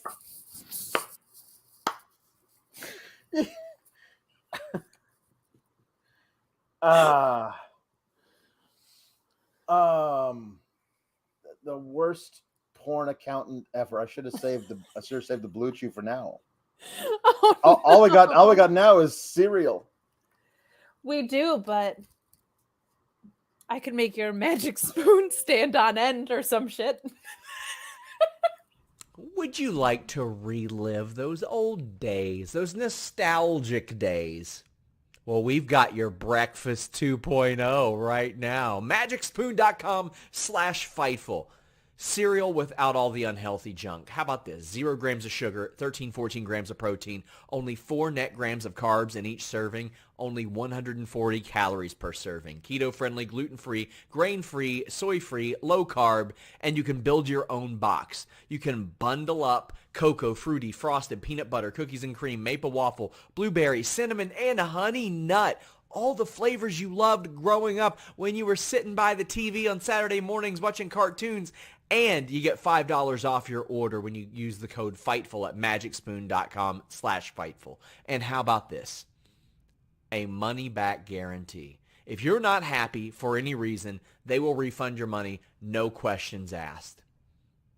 Watch some cartoons, eat some cereal, don't feel guilty about it. MagicSpoon.com/Fightful. Mark Losper says, well, it's good that Kate is off Twitter because her DMs would be blown the hell up after that. I just feel like port accountants don't lose their hair ties and have a cheese grin. But I don't know a lot about being a port accountant. I'm a novice. That one Jam Beard says, Kiana James is a Blue Chew ad read waiting to happen. This is wrestling. David Pringle says, oh no, step accountant, your hair tie is lost. By the way, JW Pringle, this is a fun little story for you. Not about a porn accountant, I promise. My parents, I didn't see them for my birthday yet. They sang to my voicemail and they were like, from Mama and Paul Elizabeth and JW Pringle on my voicemail. I loved it so much. I was cracking up. Oh, welcome to the family. That's great. Roxy is able to beat Kiana James. Kiana James she's a good worker. Like she's got some good moves. I like some of the she blocked a crucifix bomb and swung her around into a backbreaker that was really slick. She's got some strength to her. Good for her. I think the gimmick is a dead end and needs to be dropped yesterday because she'll never be taken seriously with it. So if you wanted her to be like a comedy character, fine, but that seems like a bad use of yeah, I don't know what that is. So, but Roxy is able to win. Good. She does her code red as the finisher, which they called a pop rocks. The pop rocks, yeah, that's cute. They call pop rocks, and okay, cool. So good for Roxy to moving on. I thought her selling in this match was fantastic. Yeah, me too. She was really, really good. She's really, really good. She's really, really good. And then she gets her own backstage segment where we establish Cora Jade and her are old friends. Roxy even says, Cora's really the reason I came here. And then Elektra Lopez shows up for some reason to like say, "Oh, you suck. Both of you are terrible. You're going to lose to Last Legend." And who's Elektra Lopez? Says she's facing somebody next week that she's going to beat. And I forget who that was. No, because she's not in the tournament. Elektra Lopez was in the tournament. She's just there to gloat about whatever. She says, and you, Cora Jade, the one who gets excited when she loses as she does when she wins. That's a good little shot because I don't know what the heck that was supposed to do for her last week, but it didn't really do it. At least in my mind. But Elektra Lopez picking a fight with Roxy and Cora Jade is a development. I don't know where it's going from here, but that's right. Yeah, she's facing Alba Fire next week. Thank you, Ali Cease. She's facing Alba Fire next week, so she's going to lose that match, and therefore Roxy and Cora Jade get to make fun of Elektra for losing the match. I hate how we know that. Yep, me too. Yeah. So he's facing John Alba next week. Yeah, John Alba. So Wesley, I liked what he did on the show tonight. Go on. Yeah, I wish I had any confidence in this creative team, in this production team, to do good things with this story. But this story has a lot of potential. He's doing a great job telling his end of it. I think there's as good a chance that they fuck it up entirely, or they just drop it, as that it ever comes out as being good, and that's a problem. Like they should be able to make it good because he's doing a great job with it. But anyway, Zion Quinn isn't cleared to wrestle, even though Zion Quinn was around last week. Like he wasn't cleared to wrestle, then he showed up and he was fine. But they didn't have the match. They scheduled the match last week for this week, but now he's not cleared again. It's a weird thing. I'm not really sure what the actual story is, but it's whatever. And then Nathan Frazier, as the most affable guy on the British version of Boy Meets World, shows up. It's like, "Hi, how you doing? Well, listen, I couldn't help it over here, but it looks like you want to have a match tonight, but you're short one opponent." "No, you're not anymore, because I'm here." "That's me, Nathan Fraser, always here. Bob's your uncle. How about you and me have ourselves a little fisticuffs? You and me, come on, hey?" And I don't understand why he's just the most cheerful dude, but good for him, I guess. And Wesley's like, "I don't think you want to have a match with me right now. I've been going through a lot of shit recently, and I'm looking to punch somebody in the face really, really hard. I was going to do it to Zion Quinn. I don't want to take it out on you. Hey, don't worry about me. I'm Nathan Fraser. I can take it. Let's go. You and me in the match tonight." Okay. And so they have the match, and it's good, as you expect a Nathan Fraser and Wes Lee match to be. And they're running around doing crazy stuff.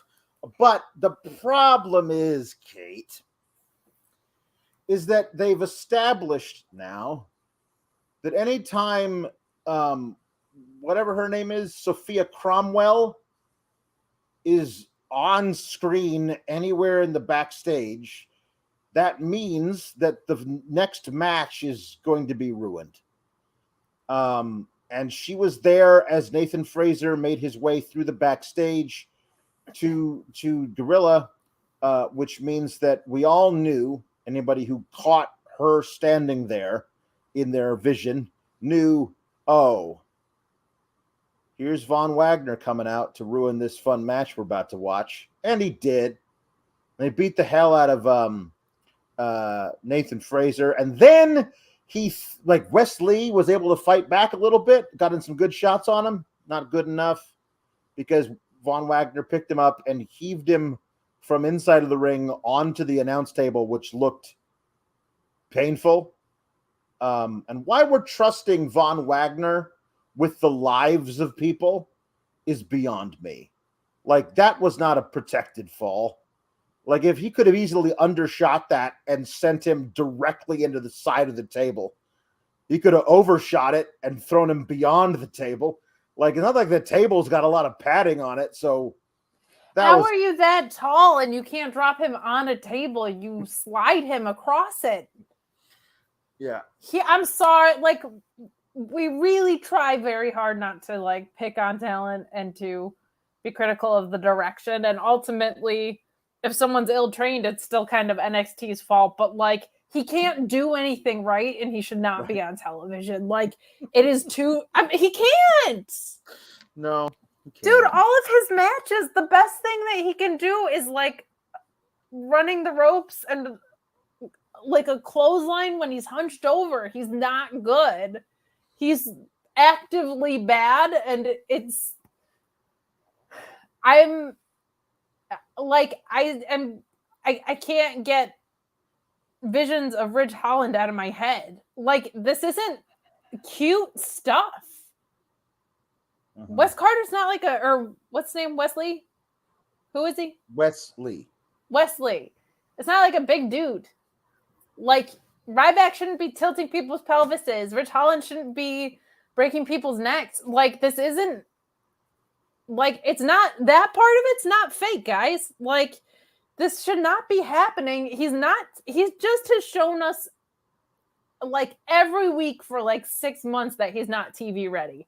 Get him off television. He shouldn't be throwing people around.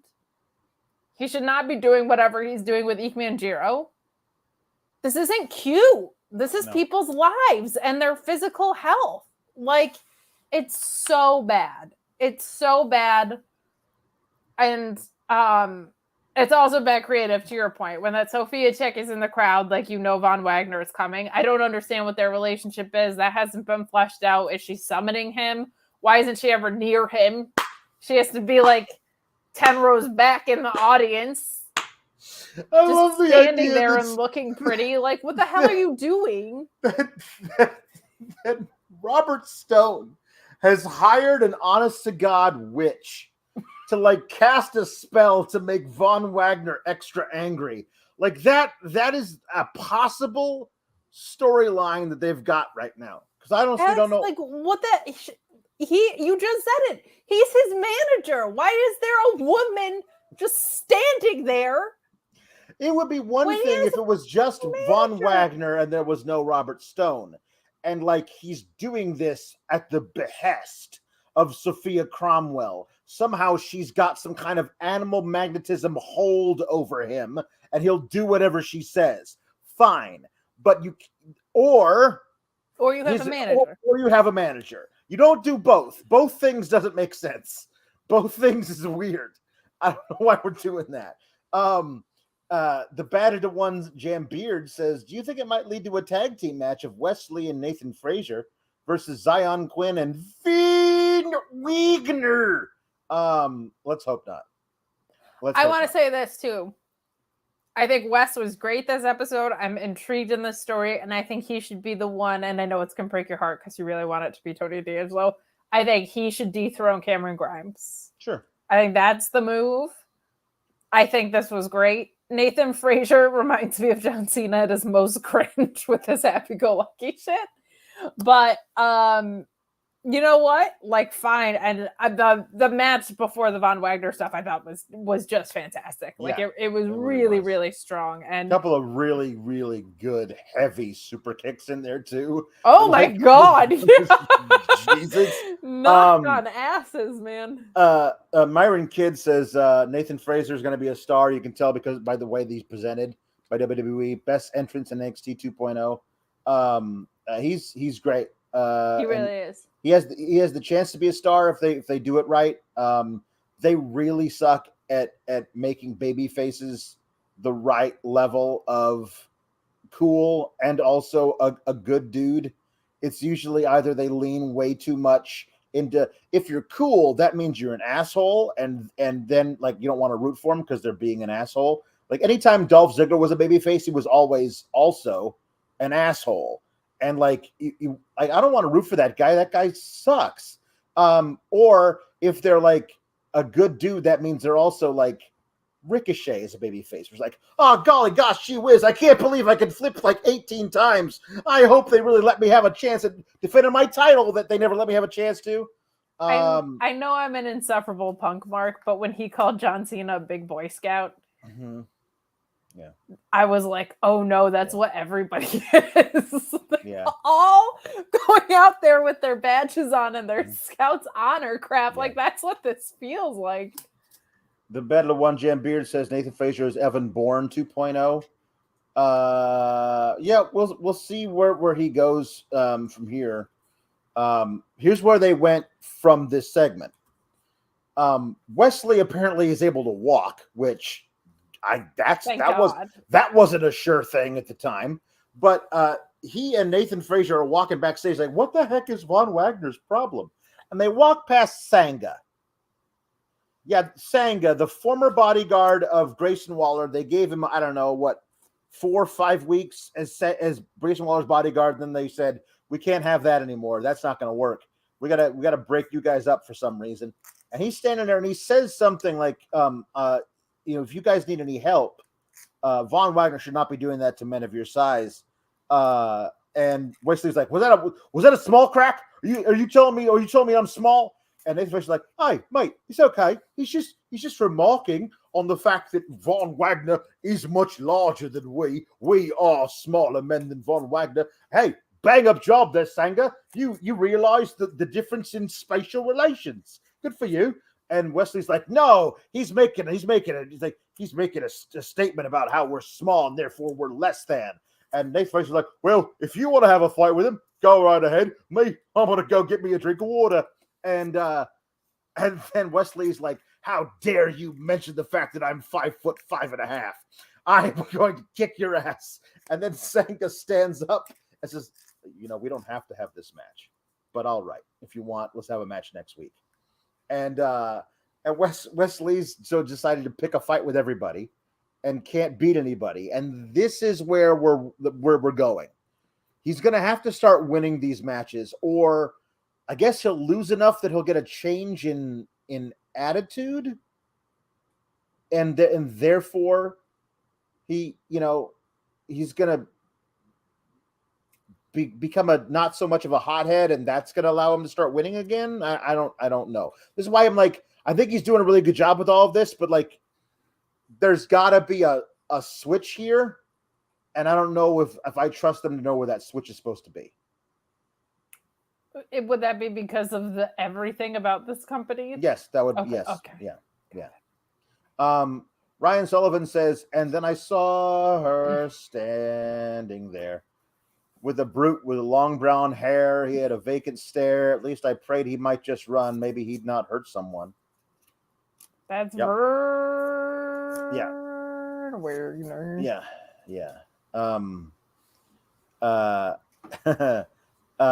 Mark Losper says, as Bill Alphabet reminds us, it's always worth noting that Zion Quinn, as Daniel Vido, I believe is how you pronounce it, was an international rugby league player in Australia. He's now doing whatever this is. Was not doing much of anything. I don't know what they would have done if it would just been like, hey, Zion Quinn and Wesley are going to have their match. Are we thinking that Von Wagner would have interrupted that one, or I'm not really sure what all that would have been, but like their plan was to have Zion Quinn versus Wesley, and they did this instead. So yeah, there you go. Anyway, I mean, I thought it was very interesting how like Sanga was being as like cool about this as like, I really don't want to fight you. There's no need for this. He literally says there is no need for this. And Wesley's like, yes, there is. I'm going to kick your ass next week. And then Sanga stands up and he's literally 2.5 feet taller than Wesley. And I think that is kind of funny. And he said something to the effect of, I'm going to prove that's like, you don't have to be your height to win around here, which I liked. Mm-hmm. Yeah. Which is unfortunately incredibly not true. Sanga has the gimmick that Veer should have, says Luis, and I'm inclined to agree. I'd rather have him be erudite, dude in a suit, than savage, who just murders everybody by clutching their cervix so hard. I love the idea of him being vicious in the ring, but he should cut promos and do interviews as a jet-setting playboy from the Far East kind of a thing, who decided one day, everything else is so easy. I want to do something hard. And that hard thing is learn how to fight like a professional. And he learned how to do that in like a year. And they says, well, where can I fight professionally and get the most exposure? WWE. And that's why that would be way more interesting than guy who's like, I'm scary because I'm foreign. And that's a terrible thing. Like, you could do that in 1982. You can't do that anymore. It's just bad. Yeah. Yeah. I don't quite know what Sanga's character is. Remember, so remember when he first showed up as Grayson Waller's bodyguard, they said he was one of the biggest stars in Bollywood. And that would be cool. He gave up all of that to be Grayson Waller's bodyguard. And I said at the time, you can tell me that he used to be the bodyguard for the biggest stars in Bollywood, and he got a better offer to be the bodyguard for Grayson Waller. If you're telling me that he was a very, very big movie star in India and decided instead of that, I'm going to be this jackass's bodyguard, I don't buy it. Also, now that he's no longer Grayson Waller's bodyguard, why doesn't he go back to Bollywood? Because it doesn't make a lot of sense now. Yeah, whatever. Yeah. So here's the best thing about the show, because it involves Tony D and Santos Escobar. They do some promos throughout the night. Tony D, hey, Santos, you don't know what he's doing. I'm gonna kick his ass. And then he and Stacks and Two Dimes reminisce about the fact the two times that they beat the hell out of somebody named Ray on a corner. And they dissect the way that they did it, which I appreciate. Yeah, there's that. And then we get Santos, who's talking about how I'm gonna face him on my own. And Raul Mendoza, Cruz del Toro says, are you kidding? They kidnapped me and left me in the trunk of a car for like several hours. I'm gonna beat the hell out of somebody tonight. And he says, no, we can't do that. We have to be. This is all business. Do you understand? But you know what I need you guys to do. And they say, okay, fine, we'll go do that. And I thought that meant take out Stacks and Two Dimes backstage so they can't interfere on behalf of Tony D. But actually, it was something different. They had a match. The match was really great. I like the way these two guys work individually. I love them together. There was a lot of let's go Santos, let's go Tony, which is good to see. You like that all the time. There's an awesome spot, which is like a springboard Hurricane Rana from the very, very tippy top rope. And then Tony D crawls over to his favorite corner where he always keeps a crowbar, but there's no crowbar there because Santos has had his boys find the crowbar ahead of time. They get jumped by on the ramp by Stacks and Two Dimes.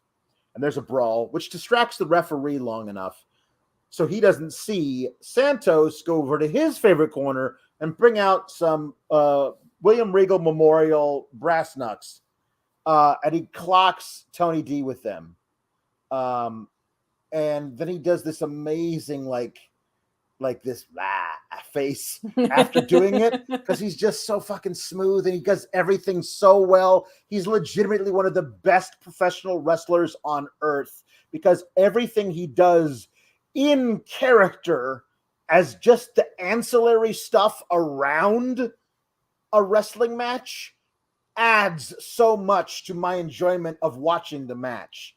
like that little face he pulls to celebrate, knowing he's won and he's outsmarted Tony D, is before he even makes the pin was so great.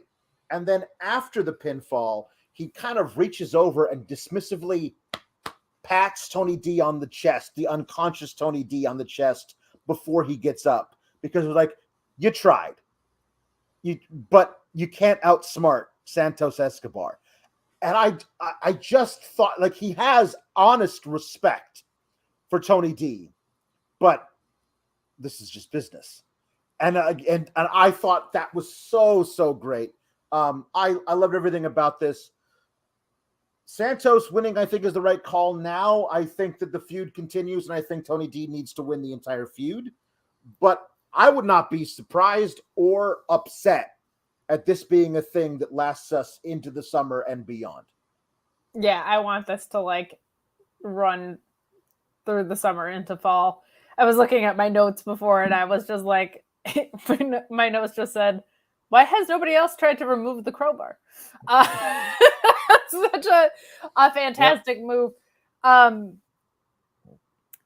Santos Escobar, to me, is the perfect clarifier between a character and a gimmick. Yeah. Like, I think people get those two things confused a lot. This is an important conversation, and I've heard it had before. They had it on Graps today, actually, a few weeks ago. People tend to misconstrue that when somebody doesn't have a gimmick, they say they don't have a character. I was hearing that about Ember Moon. Like, she didn't really have a character. And I'm like, no. There's a difference. Like, Bryan Danielson doesn't have a gimmick, but he has a character. Boy, does he have a character. Yeah. And there's an important distinction there. I tend to like characters more than I like gimmicks. That's just my preference. I like Eddie Kingston. I like CM Punk. I like Danielson. I like a lot of that. But Santos Escobar is a master of his character, and we saw that on full display tonight.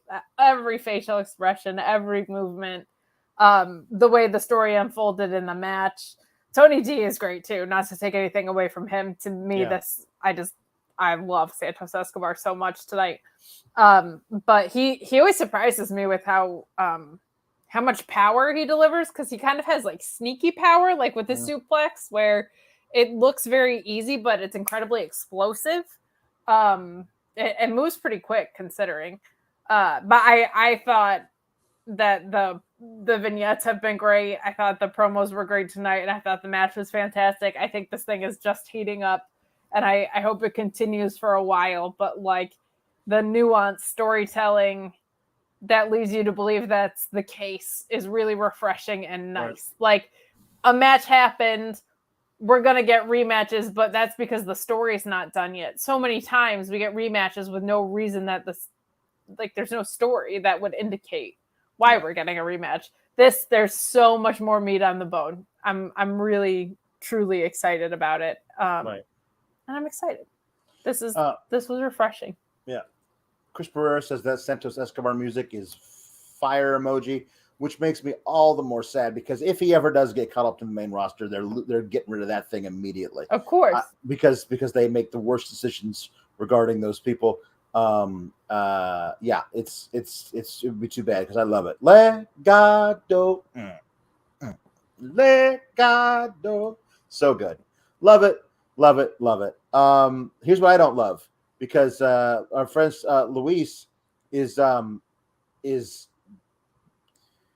says, don't forget the actually hilarious Malik and Idris cosplay before the match. And I have never disagreed with anything our friend Luis has ever said so much in my life, because it was disgusting. It was awful. It was the worst fucking thing I've ever seen.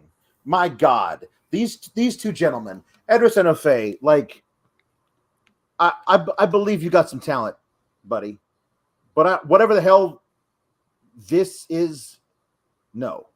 And Malik Blade, like, yikes. Like, I mean, like, unless he's like some savant at playing the most cringy dork ever, but actually he's a regular person, I don't know what the hell this is. But like, he's wearing some kind of like, they're trying to like, I don't even know why they're doing this. they're not like doing it for the benefit of the camera. They're just playing dress up. I don't know what the hell it is. And Anderson O'Fay's wearing a top hat. It's not even a fedora. He's wearing a top hat. And he's doing a Jamaican accent, not a New York accent. And I think he's intentionally doing it badly. But I don't know what the hell this is. And then they get just challenged to a match by Stacks and Two Dimes. God, it was awful. Like these two, anytime they are on my television screen, it is an immediate mute. And I couldn't mute them because I knew this was important because they were wearing stupid costumes. Hate these guys. I really do. Once have they tried to think of a time that what happened to your whole reason for being characters, which was you want to have sex with Mandy Rose? I can't think of a time that they were in a segment with Diamond Mine where Bivens was like, it is only March, which was funny, but that wasn't because of them. Yeah. I can't remember a time that they've been on my screen and I was like excited about it. Literally ever. Yeah. So Niruguru says this is the first episode I've watched full through in a while. I'm regret it. But Santos Escobar is so fucking cool, man. The dude has it all. Tony D will hopefully get his time, but Santos is just so fucking cool. The NCB says that Santos Escobar is suffering from the failures of Alberto Del Rio and Andrade. He's the perfect main roster replacement for Rey Mysterio, and Vince won't do it. I don't know if he needs to be the replacement for Rey Mysterio, but they've been wanting a character like this for the main roster now for like 10 years, and they can't figure out how to do it. And this is it. This is how you do it. You know how they compare everybody who is Hispanic and has ever thought about doing a frog splash to Eddie Guerrero? Yeah. Santos Escobar is the closest he could be. Eddie Guerrero really could be. Yeah. to me. I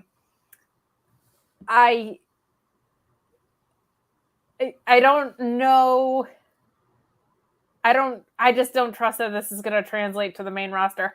I also hesitate to call what they did with Andrade a failure because he wanted out before the rest of his story was going to be dictated there, which I wouldn't blame him for because it was failing. But I will say what he was doing with Zelina Vega was the only thing outside of Bayley and Sasha that I liked during the pandemic. I thought that stuff was fantastic. Right. Well, I mean, yes. But it all goes back to the same thing of to what end. Right. I mean, the thing that I understood might have been upset for, like, okay, I'm the U.S. champ. That's cool. So basically all you're going to do for like the first couple of months of the pandemic after you put the title on Drew McIntyre is just have him beat me and everybody who's working for me at the same time. Like they really made Andrade look significantly less than Drew McIntyre. And like, I think they should be on nearly the same level. And it was just always, he would just eat claymores every Monday in front of nobody in the PC. And I understand like why that might have upset him. It upset me watching it. Oh, I get it. I just feel like I'm not even saying it's because WWE did a good job with it. Right. But he connected with the audience in a really, really special way, I think. And I don't trust them because of the gimmick versus character thing. There's no characters on main roster right now. There's only gimmicks on main roster right now. Yeah. So I just don't trust that Santos would translate, but he to me, it gives me the closest vibes of all the Eddie Guerrero comparisons that we freaking get. Yeah. He's to me the closest lie, cheat, steal type of guy that there is in modern wrestling. Graham B says pouring one out for Pandemic Zelina. Pandemic Zelina, who literally poisoned a man, and they never did anything with the story. She poisoned Montez Ford, and they were going to get like a whole thing with her and Bianca out of it, but they just dropped it entirely and shelved Bianca until like November. Don't pour one out for Pandemic Zelina. Pour one out for current Zelina. I don't know what the heck she's doing right now. Neither do they. Yeah, Connor Murphy says, you two are the best part of my weekly 3-hour night hike. Thank you. The worst part, you ask? Von Wagner. Well, he's the worst part of any kind of hike. He had a hike. He basically had a hike with Kyle O'Reilly. KOR, that sucked. Helpfully, Luis says that Santos' song is a Def Rebel production, so it is safe for now. I mean, it's safe in that it's not a CFO's song, but it doesn't mean they won't change it because, they have bad ideas. So here we're going to go back through all these Super and Humper chats. Thank you so much. And we're going to end with a jukebox. We're going to go a little over time this time because we talked about something that wasn't NXT for like 25 minutes. And may we remind you that you can find the details of what we were talking about on Fightful Select, which you can subscribe to for $5 a month. Probably even more details tomorrow because that's how Sean. Probably more details tomorrow and just tons of other breaking news, the MJF contract news, like all sorts of stuff happening at Fightful Select. And it ain't slowing down, people, so get on board. Hey, you might have heard Ric Flair might be wrestling again. What, you want to know who he might be wrestling against? Go to FightfulSelect.com. No, we want people to subscribe, not to unsubscribe, because that's the worst idea I've ever heard of in my life.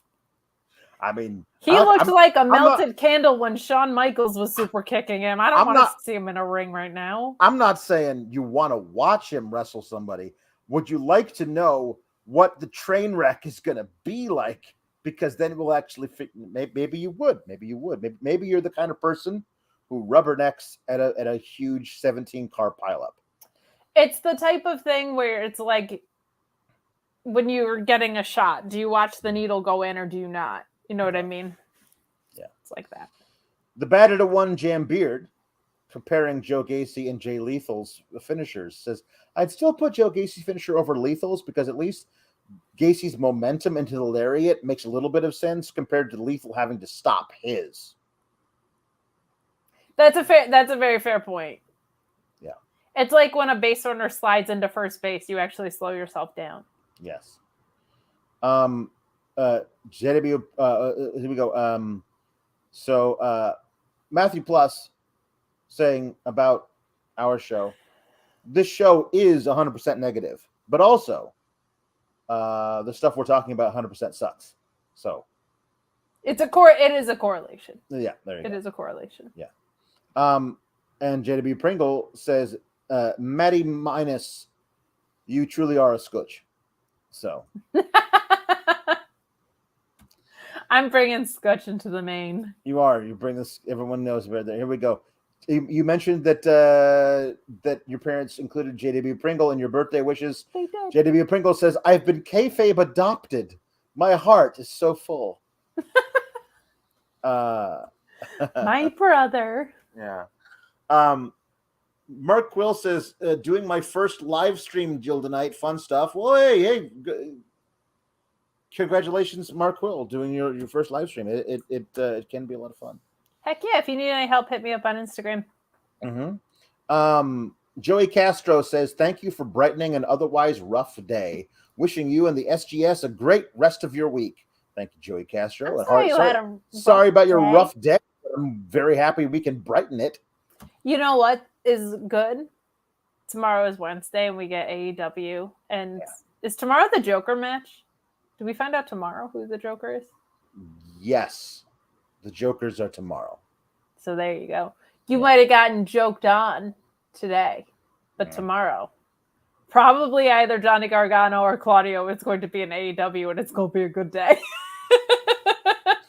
Yeah, that's good. Mark Quill says, shout outs to JW Pringle, the other Marks of the Council of Marks, and the entire Elizabeth Kate Fabe clan. The true highlight of NXT Tuesdays.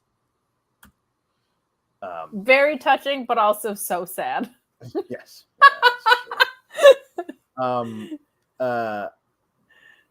Josh Cardenas says NXT Black and Gold got me into the indies. I'm so sorry. Oh, it's leave the memories alone. Oh, it was ROH with the production budget, truly. Yeah. Well, you know what? You got something really great out of it because there's some really great independent wrestling out there. Yeah. Nerd Guru says, I hope Kate is aware that her close personal friend CM Punk ruled Twitter by dunking on Cardona and dragging the WWE shill. That's our voice of the voiceless. I did see that, and it made me grin from my soul. Mark Quill says, doing my first wrestling podcast with some friends and getting in some shout outs and nods to Sour Graps and Team Kalex was a highlight of my night. Glad I did that instead of watching NXT. Good night, Gabagools. Love y'all. Good night, Gabagool. Thank you for the kindness. Well, Tom Lavelle says, please, each of you guess at male and female jokers for tomorrow. You've already done yours for the male. For the male, yeah. The thing about it is, and they could go back on this, and it could have been just a non sequitur or a lie, but Lethal and Sanjay Dutt heavily implied that not only do they know who the Joker is, but they've personally vetted and hired them to take out Samoa Joe, which to me immediately takes out Johnny Gargano as a possibility. And it leaves Claudio as available for that, but I don't want him working for Sanjay Dutt and Jay Lethal as his entrance into the company. So therefore, like, who is the person that they might do? And some people say, what if it's a returning Miro? And if it's a returning Miro and he's able to beat Samoa Joe and move on in the tournament, maybe he's the guy. Like, if Jay Lethal can't take the TV title off of Joe, maybe that's a Miro thing. And Miro can run the TV title in ROH for like a year and a half. Like, that might be a fun thing, like where he basically like gets brought in by Lethal and Sanjay Dutt, but he's like, I don't need you. I am God's favorite champion again. And then he could just go crazy. That might be my favorite possibility, considering the implications that they discussed in that promo. As far as for, the female Joker, I just want it to be Athena. I really do. I know it's probably not, but that's just my thing. I just love her so much. I think Athena would come for Jade. I think you're probably getting Nixon Newell, which is also awesome. Mia Yim is with Impact, right? I'm trying to think if there's anybody else free agent wise, unless it's somebody that's not signed. It could be Deanna because it's against Britt, right? So yeah, Deanna would be a really, really, really interesting pull. It doesn't need to be someone that's signed there. Yeah. So yeah, probably Nixon, or if they give us Deanna versus Britt, which they should, that would be really, really awesome. I would love to see that. Yeah. Male, Miro's definitely like, if it's an at-home guy, it's got to be him. Yeah. My thing is, if you put Miro in it, I'm kind of like, I want him to win the whole thing. That's the thing. The only reason I say that is because I want him to win the whole thing, or if he doesn't, the alternative is that he's the one who goes in versus Samoa Joe, for the TV title.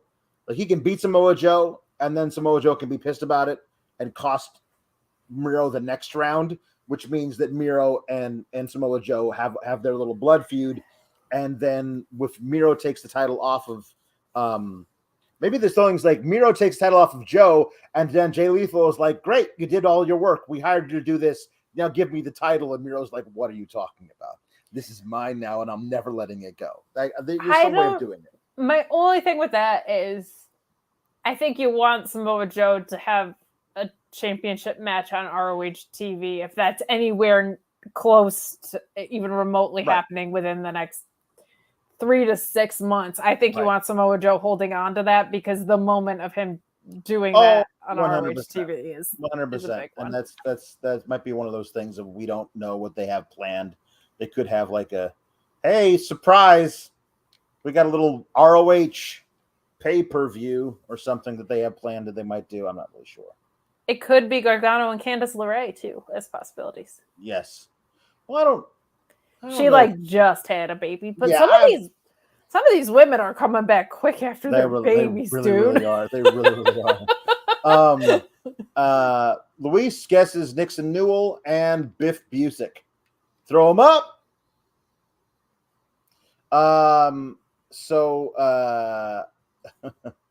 Tom LaValle also says, please tell me you're doing Sands of Blind for Hell in a Cell. No, those are reserved for the Saudi Arabia shows. The next one I believe is in September. Yeah, well, the next one will be in September. It'll be an event. Everyone tune in for it. It'll be amazing. The Battered to One Jam Beard says non-wrestling super chat, but happy International Day against homophobia, biphobia, and transphobia. Here's a shout out to people like Nyla Rose, Sunny Kiss, Fred Rosser, Nixon Newell, Kid Bandit, and Effie. Absolutely. Yeah. Everybody should get to be who they are. Not to play favorites of anybody on that list, but I'm just like, I'm so unbelievably blown away by Effie. Mm-hmm. Like that guy just, of anybody that was like, I'm probably not going to get a TV contract and I don't give a shit. Like, that is just, that's pretty gangster to me. I have so much love for that guy. Yeah. We are at the jukebox and we got a couple of good ones tonight, folks. JB Pringle asks Tony D to sing Ain't No Sunshine by Bill Withers because there's no sunshine in NXT 2.0. I know that's right. Here we go. Tony D singing Ain't No Sunshine. Here we go. Ain't no sunshine when she's gone. It's not warm when she's away. Ain't no sunshine when she's gone. And she's always gone too long anytime she goes away. Wonder this time where she's gone. Wonder if she's gone to stay. Ain't no sunshine when she's gone. And this house just ain't no home anytime she goes away. I was not prepared for soulful Tony D. And I know hey, I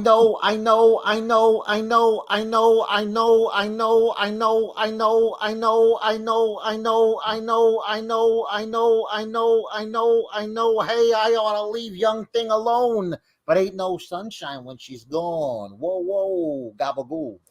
That was the whitest I know run I've ever heard. It sure was.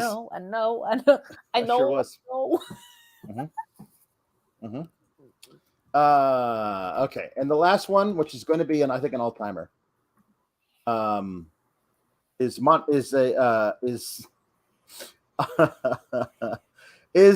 the Battle to One Jam Beard. Hold on. And the NCB says hashtag Team KLX for life. Can I hear Tony D'Angelo singing "Sailing" by Christopher Cross? We're going to do that one first.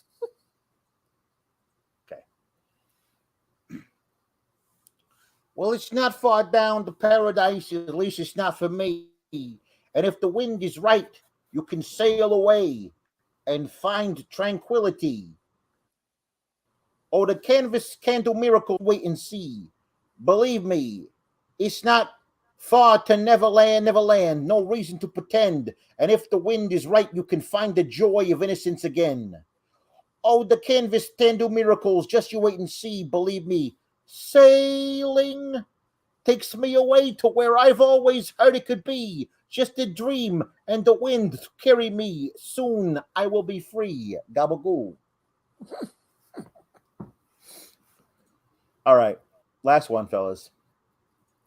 It's from the Battle One Jam Beard. Yeah. Yes. Well, these are the fellas who are sending in super chats requesting these things.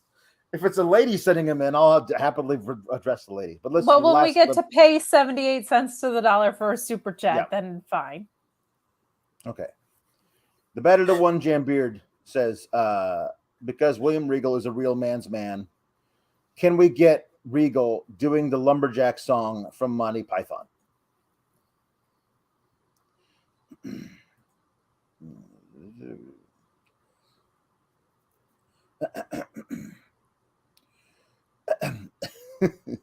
I don't.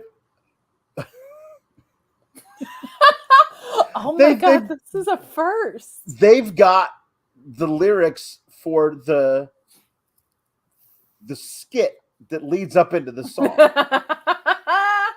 Here we go.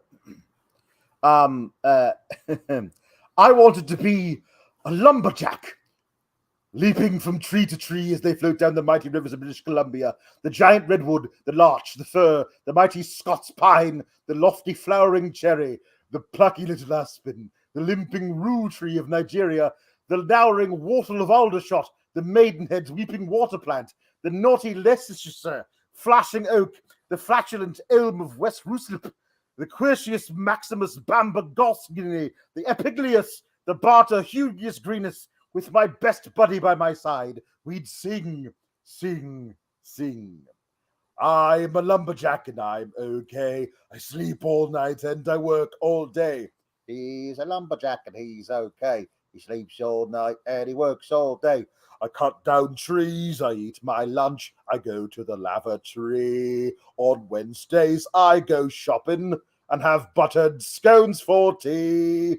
Cuts down trees, he eats his lunch, he goes to the lavatory. On Wednesdays, he goes shopping and has buttered scones for tea. I'm a lumberjack and I'm okay. I leap all night and I work all day. I cut down trees, I skip and jump, I like to press wildflowers.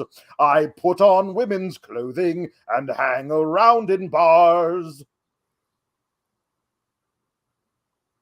I cut down trees, I wear high heels, suspendies, and a bra. I wish I'd been a girly, just like my dear mama. War games. Forgot how ridiculous that song is. It is my sincerest of hopes that somebody for the first time was like, let me check out this NXT review show that's still going on. And they tuned in for the last 4 minutes. There you go. All right, everybody. I hope that was fun for you. Was it good? Wait, where's my pornographic accountant glasses? I hope it was as good for you as it was for me. Kate, porn accountant. Yes. Where can they find you on social media this week at least? Hiding, but you can find me at Kate Stigrams on Instagram, and you can find me on Miss Kate Fabe when I come back to Twitter at some point, and also on the old TikTok. You can find me there as well. Yeah, and you can find us on Thursday talking about a really terrible movie on the Know Your News channel. Yes. And you can find me on the Twitter at Alex Sour Graps, and we'll see you all here next week. I'm sure it'll be a great show leading up to In Your House. Keep cool, gabagool.